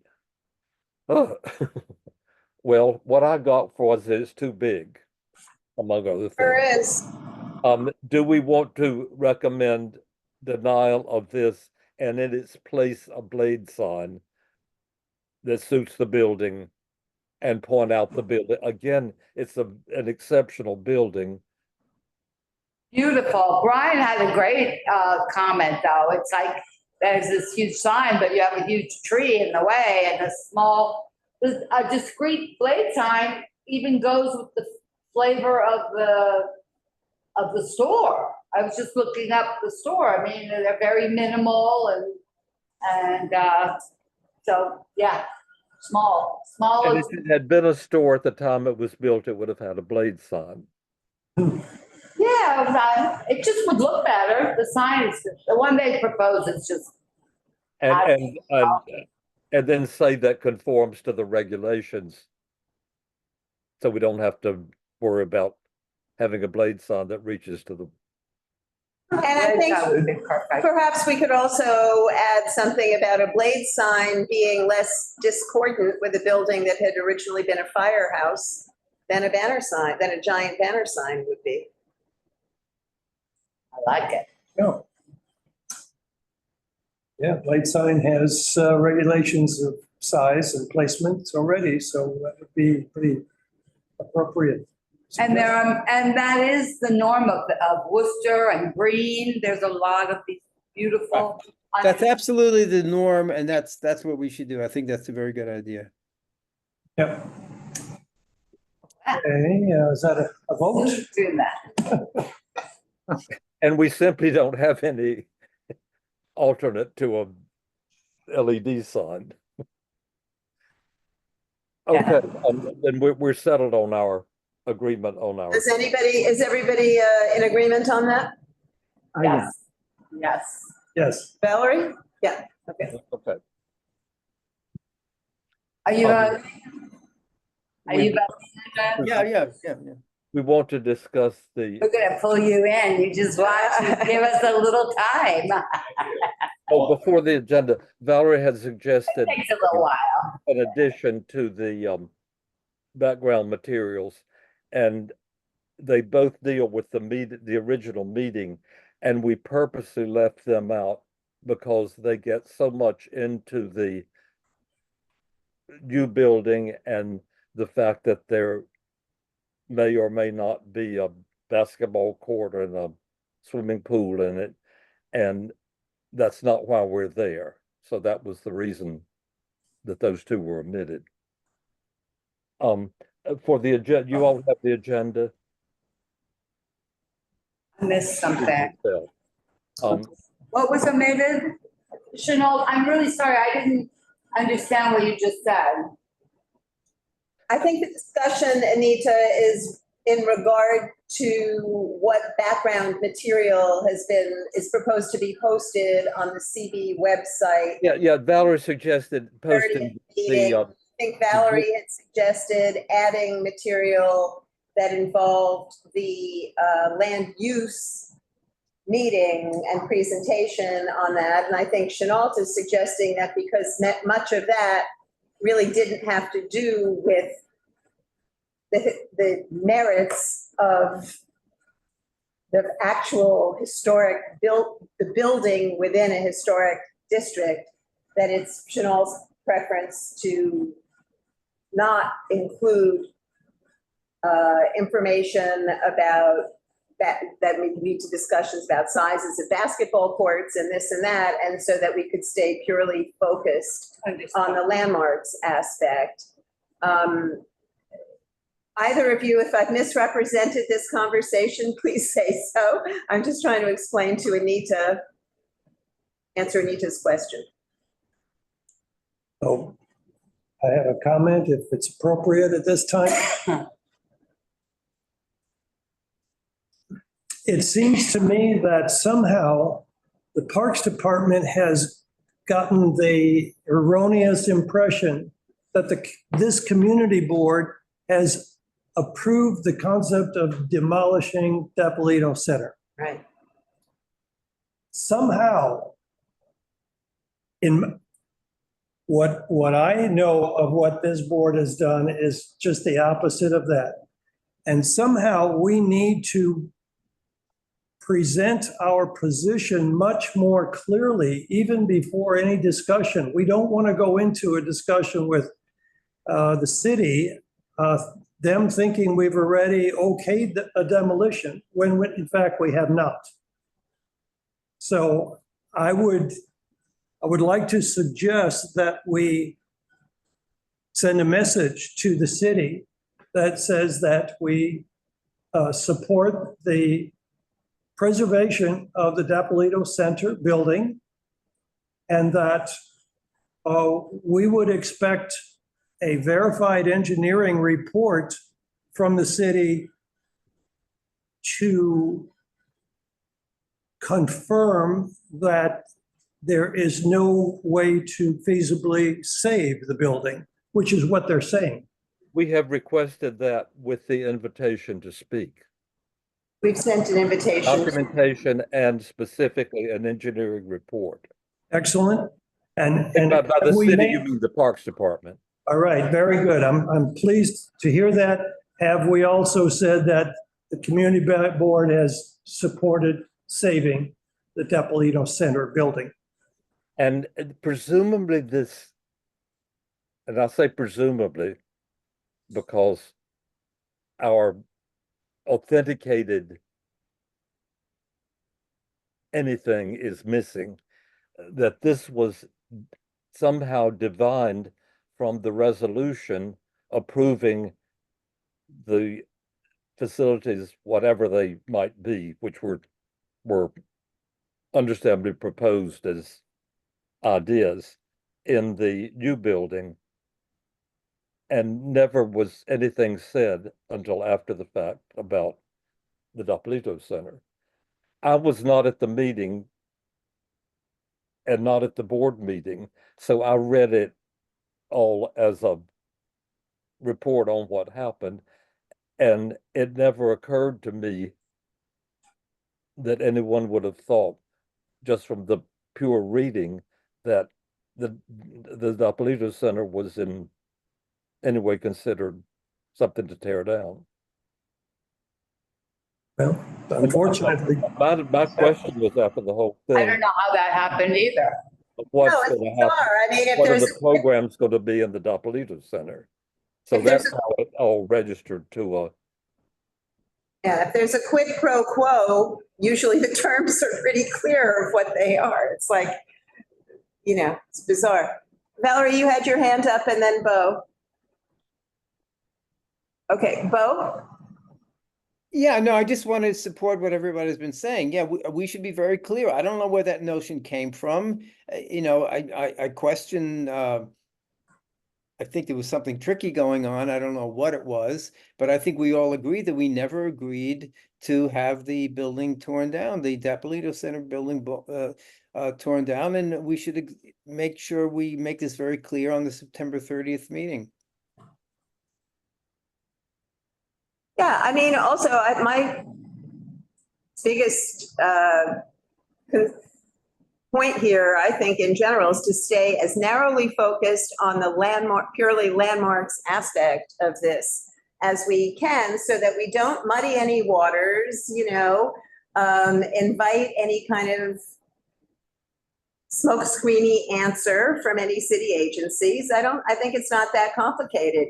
The city is required to, through the LPC, conduct a proper review before approving any demolition. Right. Period. I mean, this looks outrageous compared to any other demolition that we've ever been, that has ever come in front of this committee before. We've never seen anything of this scale, and certainly not anything with this history.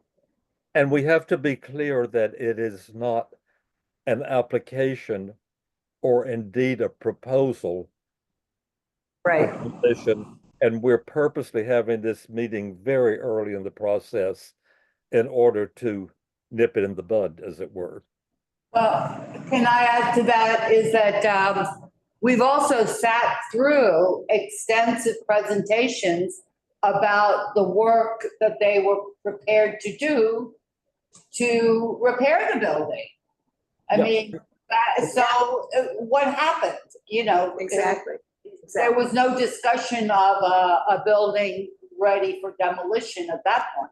Right. This is the same building that they proposed to repair just, several years ago. So yeah, what changed?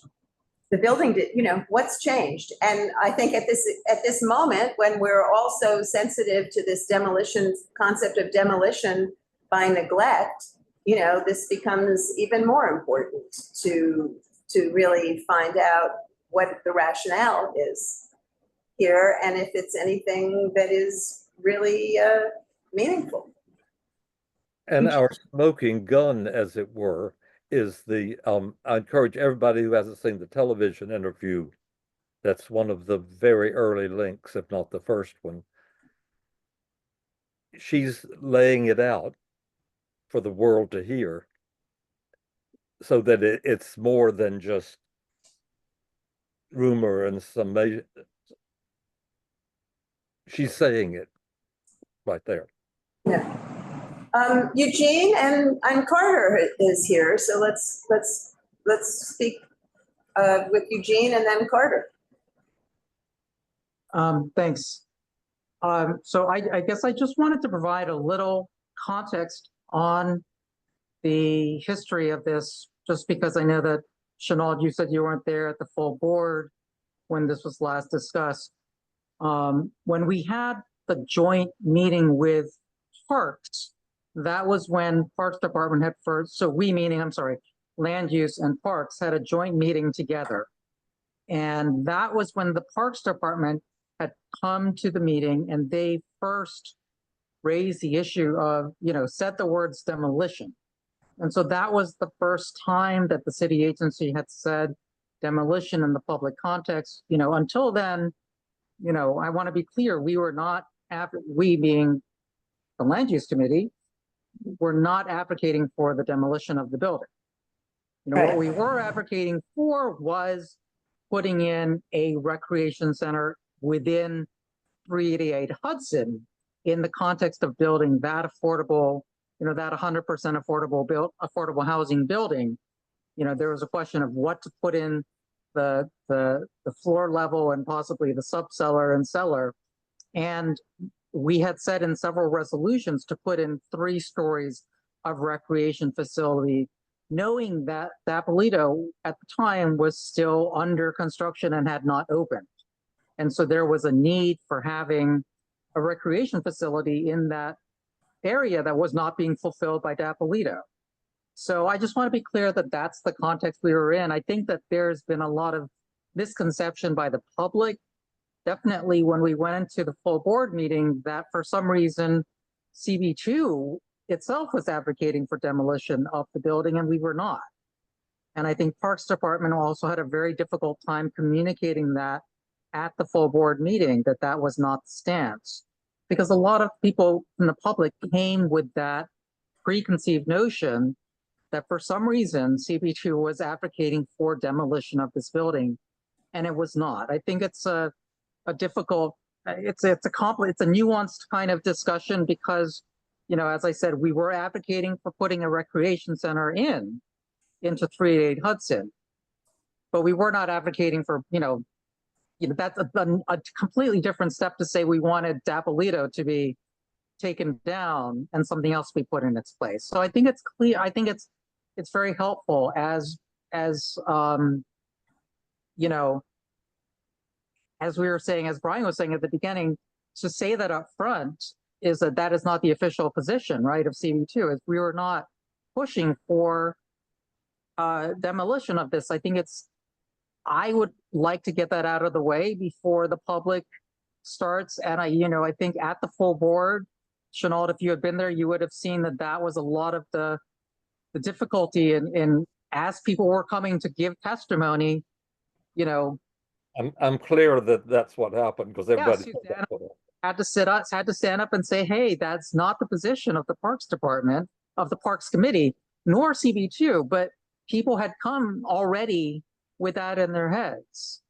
And that was a lot of the testimony, as if we had already said we wanted it to be demolished.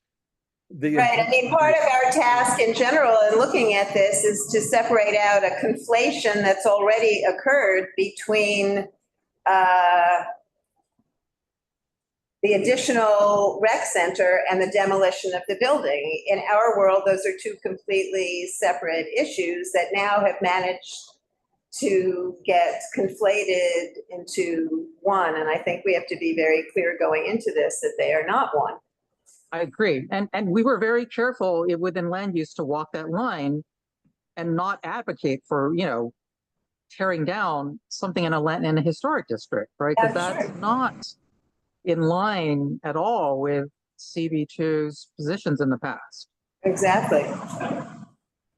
Right, Carter is with us. There's all these things attached to it, like the building, and there are a number of details that the original district was actually enlarged before it was enacted in order to include this very building.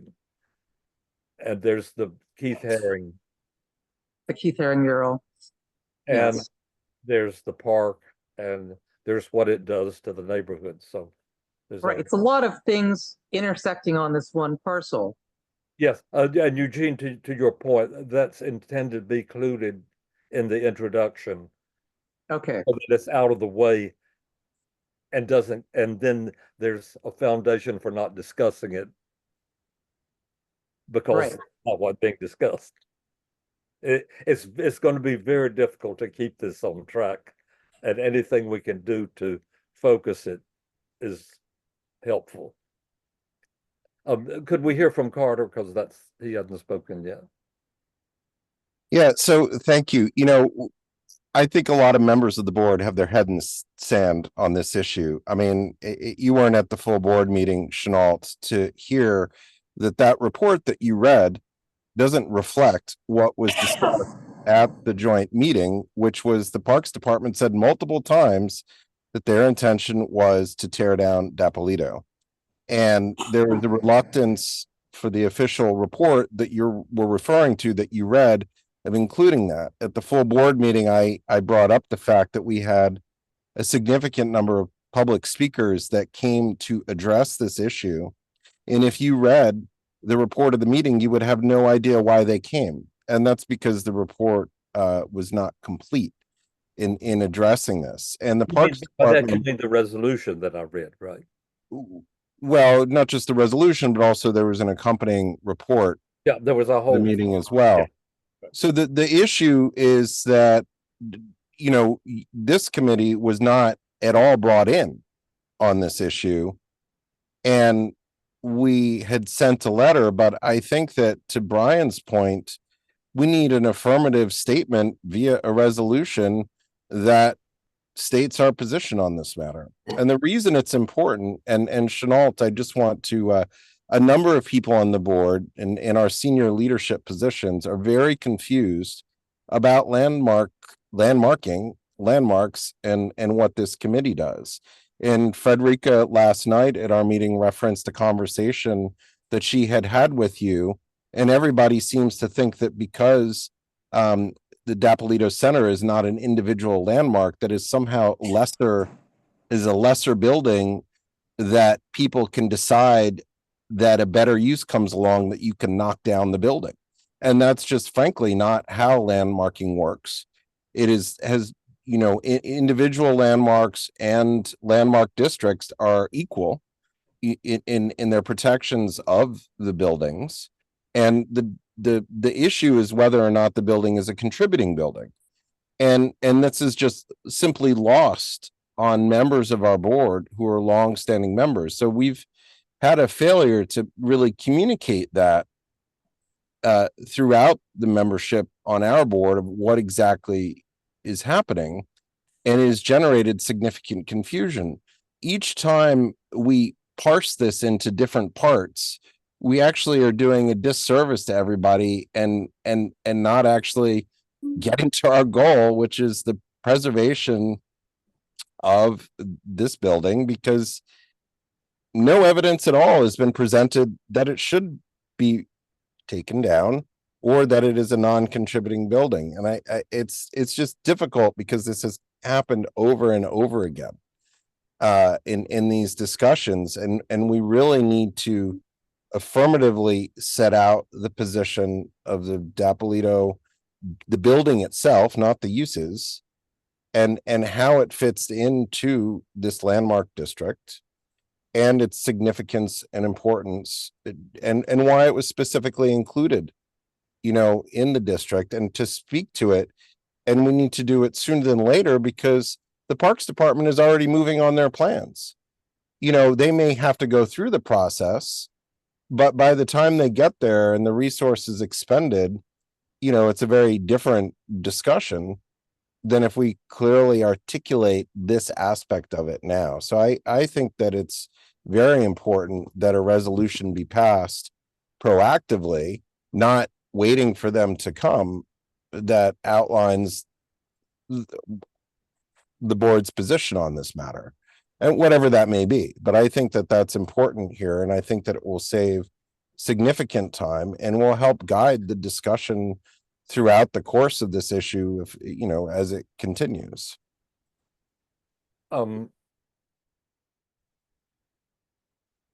Given a resolution, what is the mechanism for doing it now that we have not had a public hearing on it?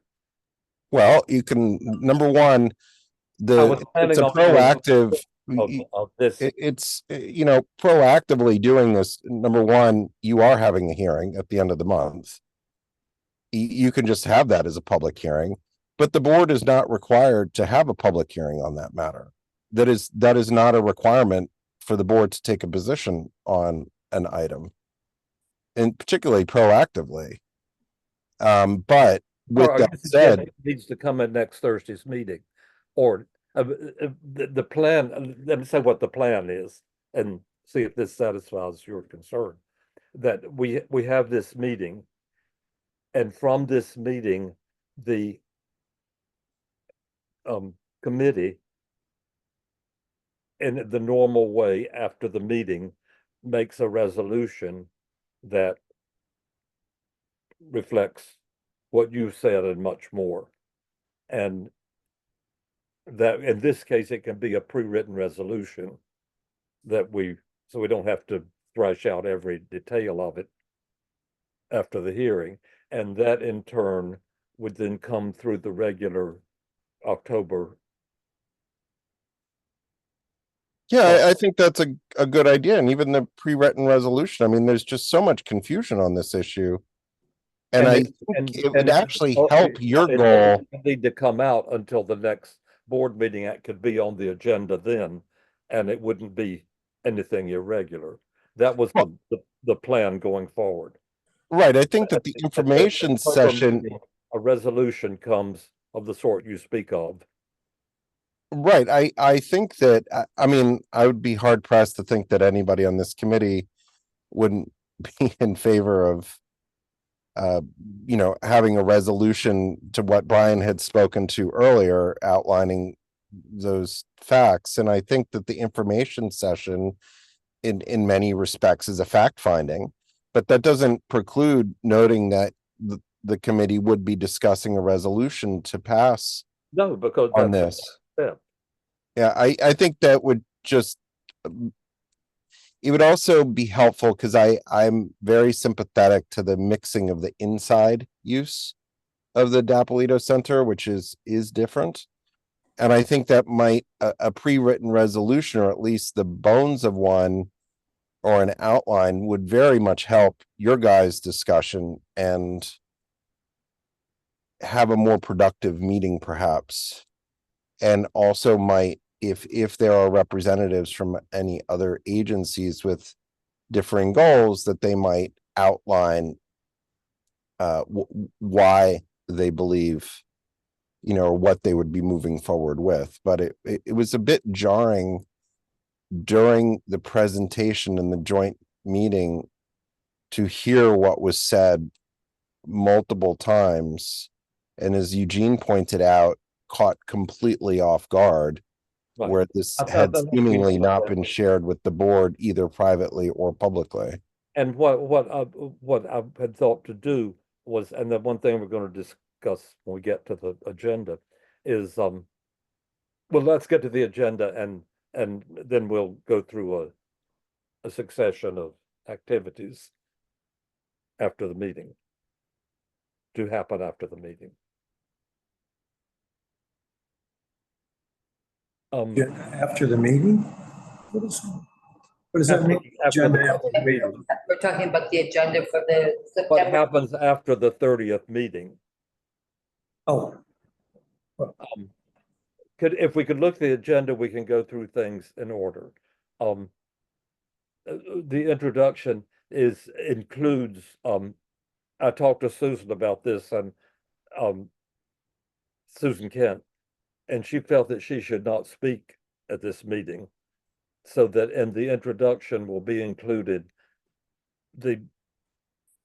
all of the explanation of how this came to be, which is the big surprise at the joint meeting, and sort of laying out the evening and so forth. The history is a very clean history. No judgment passed, just simply the history of the center condensed into 10 minutes. And it's interesting, and when we do this thing of historic buildings of worth, a lot of, particularly lately, history and activities are very heavily weighted. I always like people to look at the actual building that the stone wall is, which is far from outstanding, but because of its historic significance, it's overwhelmingly important. We have invited the landmarks to speak specifically about the criteria and methodology of approving a demolition. And we've asked them, and they'll speak before parks so that we know what the rules are. Then parks to kind of to make a presentation is all we said to them. And I suspect that they will make advocacy for the demolition, but it's clear to them also that that's what this meeting is about, not other things. I've lost the picture. Oh, the agenda's up. I'm sorry, yeah, if that's okay, Chanel, I was going to share the. And then the public testimony, and Susan Kent again said that in this kind of a meeting, it's perfectly reasonable to limit it to a certain amount of time. And we reckon that if it's an hour, we can schedule about 25 people to speak. And we want to ensure that the neighborhood is well included. So people are signing up with their addresses so that we don't get it loaded with people who are not in the West Village. Not that others will be included, but that we're sure that they're well represented. And then a teller will consolidate the public's questions, which I suspect are going to be fewer than one might think. And they'll be put at the question time. And then questions and comments from the board members and the committee members. And I think we have to be, and ask the board, somewhat economical with them so that it moves along, and since there's not discussion, it's simply statements, and that we and them be limited 2 minutes as well. And we might even organize among ourselves different topics that the committee wants to hit so that we're contributing in a useful way, not just having a discussion. And then these compiled questions will be put by the teller to, I suspect they're mostly going to be for parks and whatever they're about landmarks that people want to ask about their presentation. And then have a conclusion. Are there any items that must be done that are left out? I have one. Only because I think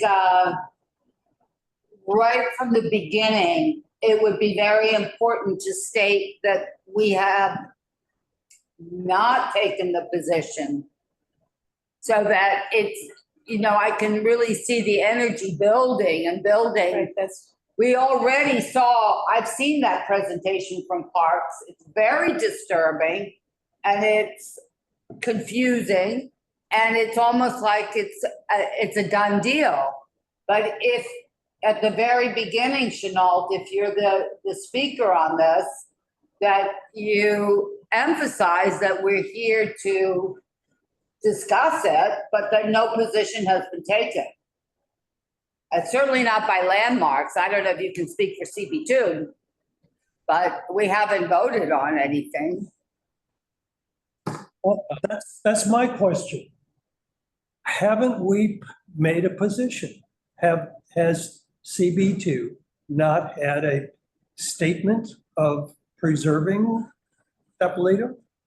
Back when they were first talking about closing it temporarily until they could make repairs. Implicitly, yes, but this is the first time that we've known that an explicit statement was needed.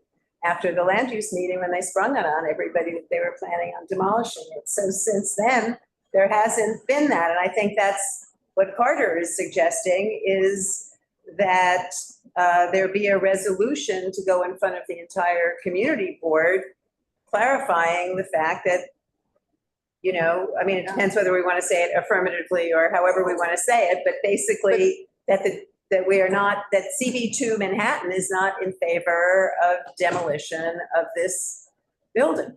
Right. So if that is under discussion right now in this meeting, to then come out of this meeting and present it to the full board, which is on the 20, what date is the full board? It's in a week. 22nd? You're suggesting the September meeting? Yes. 19th. Can we maybe? Before this September Yeah, 19th. I agree with you, because we have to sort of pop that bubble before it gets. Yeah. Also, maybe it's a simple letter. I mean, that is something that the chair can do, that we can do in conjunction with the other committees. It doesn't have to wait for the resolution. It might be better to have a letter that gets reviewed by the board. The procedure for this is that I will go to the executive committee and it will be the one to put the resolution. Okay. That makes sense. We've got a member of the executive committee right here, Valerie. And me. And Brian, but you've spoken. Valerie's hand is up. Yeah, okay. Oh, no. No, no. Not preempting Valerie. Go Not to ahead. diminish yours. No. Valerie? Yeah, so a letter, if you were thinking of, if the committee wanted to write a letter in advance of this meeting on the 30th, you would want to send it directly to Parks Commissioner Sue Donahue, among others. We send it to everybody. Saying that we're opposed. It would need to be addressed to her because the previous resolution from land use and the Parks Committee went to Steve Simon, who's not as senior as. It was, sorry, the previous resolution was from Parks. It was not a joint resolution. Right, so, okay, so that it was a joint report, but not a joint resolution. So the resolution went to Steve Simon, who's much less senior than Sue Donahue, and this information about this perception of what was passed and what was said in that resolution is coming from the top, so. Chanel, I just would had a- that go reasonably into a whereas for a resolution that says the community board is opposed to the demolition of the center? Right. Yes. Chanel, I was just going to say that the Parks Department coming, it's not an official presentation. The board should be taking a proactive stance, not reactive. And I just don't understand the way that this is outlined of what Eugene had up is not proactive, and the resolution doesn't actually come from when a resolution is passed from a full board, it no longer comes from a committee. It's from the board. And so it becomes a board position. And so the confusion here is that we had a faceted issue came before the board. You're talking about the one that's been passed. Right. Well, no, but I was talking about the issue itself is multifaceted, but nobody looks and says, oh, which committee at CB2 sent this out? You know, they've got a resolution from the board. That's all they need. And they go forward. And this has many different layers, but first and foremost is that it is a significant contributing historic building within a landmark district. And nothing has come up to suggest otherwise. And the board is as Susan had pointed out, the board has repeatedly heard, how are we going to save this building? And, what are we waiting for? I mean, we wouldn't even need anything to put forward such a resolution, and we would save a significant amount of time. No, what we're If we saying, were clear about this beforehand. I mean, I don't understand what the Parks Department coming is not. I don't know if they're going to change anybody's mind. The LPC presentation, I think, is important, but I don't know what Parks is going to say after that. It's very confusing the way the meeting's set up. Oh, sorry. It's very confusing how it's set up to what I don't understand what the objective is. can we go in order now? Are we agreed that we want the board, the executive committee, at the suggestion of this committee, simply because we have had a public hearing on it, to have a resolution opposed to the demolition of the center with assorted whereases? That will be put then, it'll be submitted as normal with other resolutions to the board at the next Thursday meeting. That will get the board on record as opposed, and if we go in much stronger to the 30th meeting saying the board has passed a resolution that it's opposed to the demolition of the center. So you mean we're voting on that tonight? Is that what? No, that's not what. Oh, how We're could you voting, do a no, we're not voting resolution? on a resolution tonight. We're voting on the idea that Chenault go to the executive board with the recommendation that the executive board write a resolution stating that the CB2 is opposed to the demolition of the Depolito Center. Chanel, I wasn't clear before on what you were asking, that it was this full board meeting. If that's the case, you don't need a public hearing. You can have a member of the committee that simply seconds what Brian had suggested, and there you go. And then you can put on it. We'll get it to the board by whatever mechanics Susan decides is the proper way. If I could just add that, sorry, if we're deciding between a letter and a resolution, my understanding is that a resolution has a greater weight because it would be voted on by full board, as opposed to a letter which is simply passed by executive. And there's nobody to send a letter to that has the impact we want. Well, a resolution can also be a letter. I mean, every resolution is then. The resolution can be dispensed by letter. Exactly. Right. Exactly. I guess I'm saying if there's a distinction between a letter Form of a that letter. Yeah.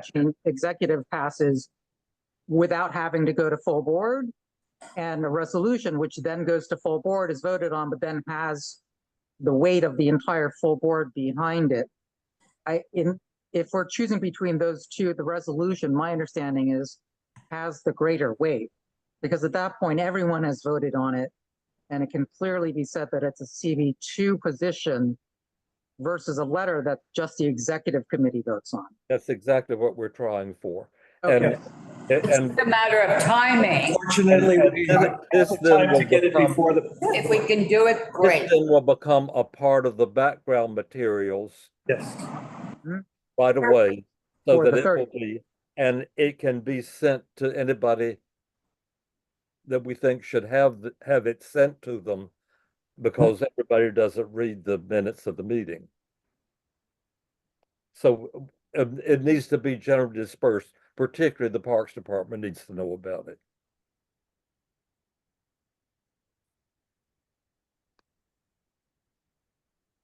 Hello? Okay. Valerie. Yeah, I mean, so there's a couple of things here, right? Having something on the 30th is one thing, but through everything, there's been a perception of a board position that it's one thing and it's not. So there's no reason why this evening we couldn't propose something in new business. I don't know if we're in new business now because this wasn't technically on the agenda. But the facts are the Dapolito Center is in a historic district. The historic district, Greenwich Village Historic District Extension 2, was created to specifically include Dapolito. And 3, we're just reiterating to make sure the misunderstanding of the resolution from the July 10th meeting,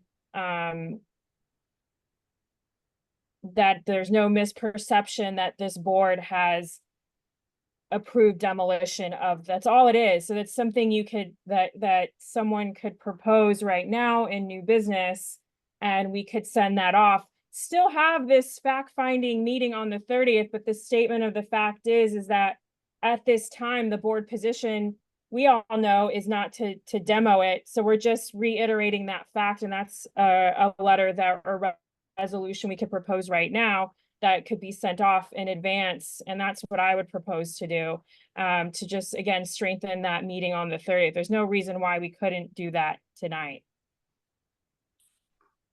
I think that's what Chenault is saying. Exactly, yeah. So I think we're all in agreement on the way forward. Yes. We vote tonight to authorize Chenault or this committee to propose a resolution to the executive meeting for their consideration. We're under a time crunch. We needed to get it out quickly so that it doesn't keep escalating and somehow become something different. Well, right, I think either Valerie's or Eugene's point is that this needs to be on the executive meeting agenda with enough advance notice that the public knows that it's going to be a topic of discussion at that hearing. And at that executive meeting, the executive board will consider this resolution and vote to have it presented for the full board approval on the 22nd. Resolutions have come out of the executive board meeting that were not on an agenda, and they don't, and they. Why they have to approve? There's not a public hearing yet. I think we're making this more complicated. We can vote. Why? Vote right now to send it to the board as this committee. There's no need for this extra step. Right, we can simply vote to, as a committee, pass a resolution. There's no reason to executive to do it. The only reason to ask executive something is if it needs to be passed before full board. And we're not under that. Okay, there's no reason not to do it the usual way then. We don't get it any faster. Exactly. And if I could add one other ask to that resolution would be if we could ask that also this building stay within control of the city so that any future uses be basically so that the city does not sell this plot of land away to a developer. It's important that the city, that the Dapolito Center stays in control of the city and it retains a city purpose, whatever it is, whether it's housing, community center, recreation center. I think it's important right now simply to stand behind that it stays within our control and is not sold off somehow. Okay. Here. Getting all these. Great point. Yeah, and the resolution should include that it's a contributing building plus everything that Brian started out this conversation with. So I would like to second Eugene's proposal. Can we take a vote? Second? Yeah, second. Wait, the vote's going to be on the whole thing. Yes, it will include what Eugene said. Yeah, I'm deferring to you, Chanel, on that. So I was What is before us is a resolution opposed to the demolition of the Delapio Center. Definitely too. Yes. I'm not drunk, I'm tired. There are assorted things that have been proposed to include in it, and I've written them down as they were said.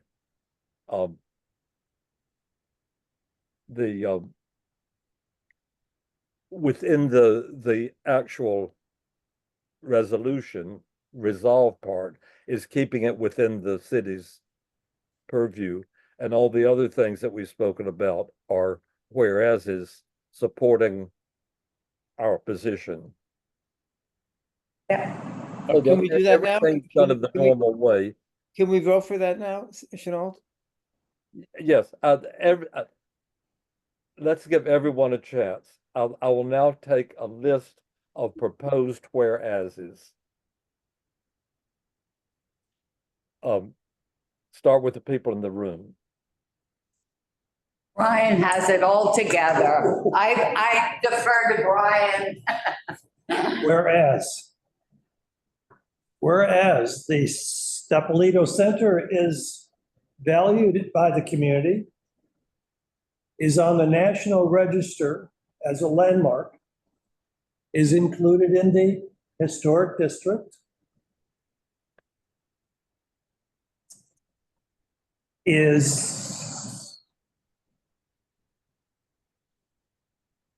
we say it's a contributing building? And a separate one on the creation of the district, which is very important. But Whereas, it's actually modified to include this this building. And can we also add to that, and, you know, the list of whereas whereas the community has been over the past several years under the impression or been told by the city that the building is in the process of being repaired. I think it's a very important point to make that the entire community, as a result of various city proposals, is under the very reasonable impression that this building is to be repaired. Repaired and restored. and I would reinforce that perhaps with another whereas that the community board itself was given the impression that it was always going to be restored and reopened. Renovated. For all the years that it's been closed. Yeah. Okay, can we take a vote? Because I personally have to leave in about 5 seconds. Is everybody in agreement on with the fine points of the whereases? We're in agreement. Yes. That there will be this. Yes. Yes, we're voting, yes. Okay. I have a quick question on the part about the. To move this along, will everyone please send me the dedicated email, don't mix it up with anything else, any more suggestions, whereases? Yes, Chanel, thank you. Okay.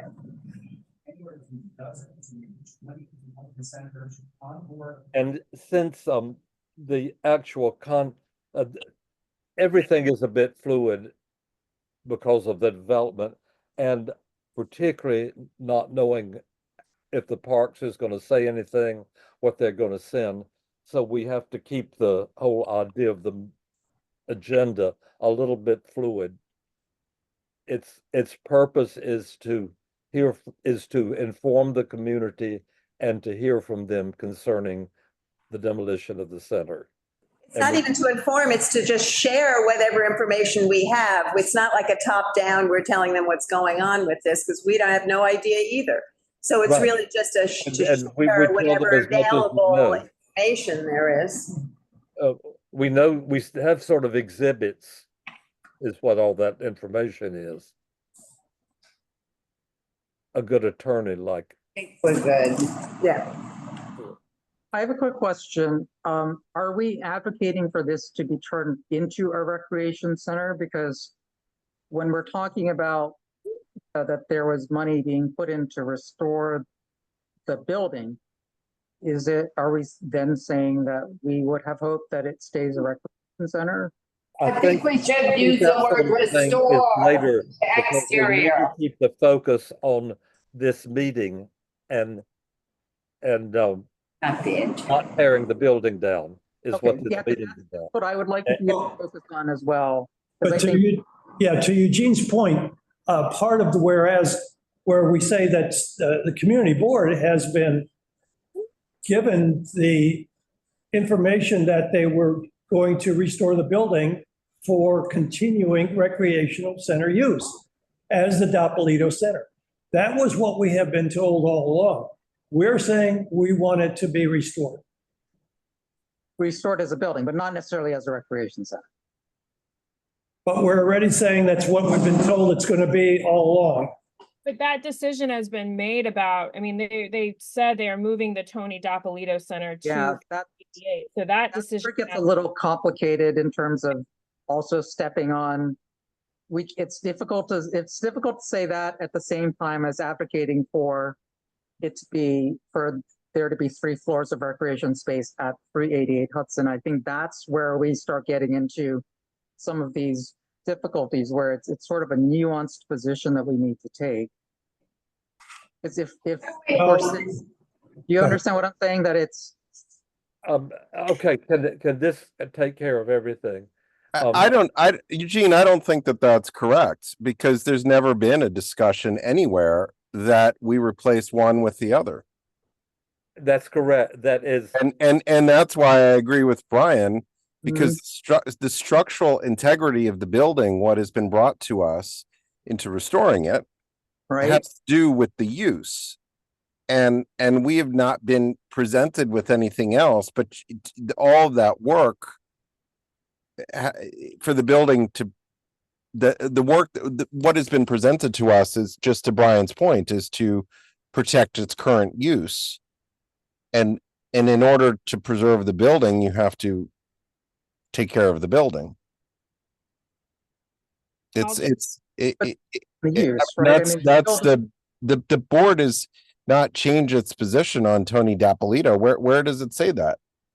You know, this committee has said that. I mean, that's what it's, you know, it's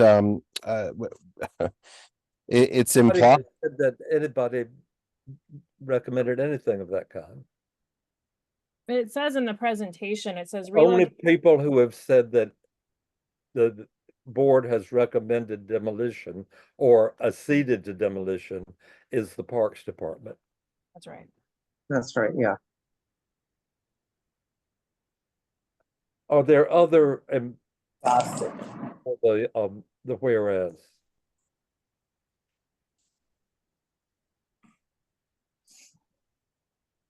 I'll look it over and happily receive anybody's thoughts tomorrow. Will you send a draft out? Yeah, I'd like to get it to everybody by Monday because of the Tuesday meeting. So if everybody can send things tomorrow, I'll do it tomorrow afternoon, a draft, and then it can go to the it'll be ready to send on Monday, and then for the Tuesday meeting, and then the Thursday meeting. Okay. Sounds great. Thank you. Sounds like a good plan. And as for the agenda itself, we'll just keep going with it as things change. And that roughly is what it is. Yeah, I think setting it up this way, teeing this up in this particular way is a very sensible idea. It's going to save us a lot of time. Yeah. And We'll also go into the meeting on the what is it, 30th, the sort of wimpy thing that the board is not taking a position. Right. It's a little bit putting the testimony from the public after the resolution, but we're not going to get any pushback on that. Well, it's important to be very clear. Yeah. Okay. Thank you all, and I'll look forward to, as early as you can get, any suggestions about the whereases tomorrow. Will make it easier. Okay, great. thank you. Thank you. Good night, everybody. Eugene, are you able to end the meeting? Yes, I can. Good Mark night. is here too.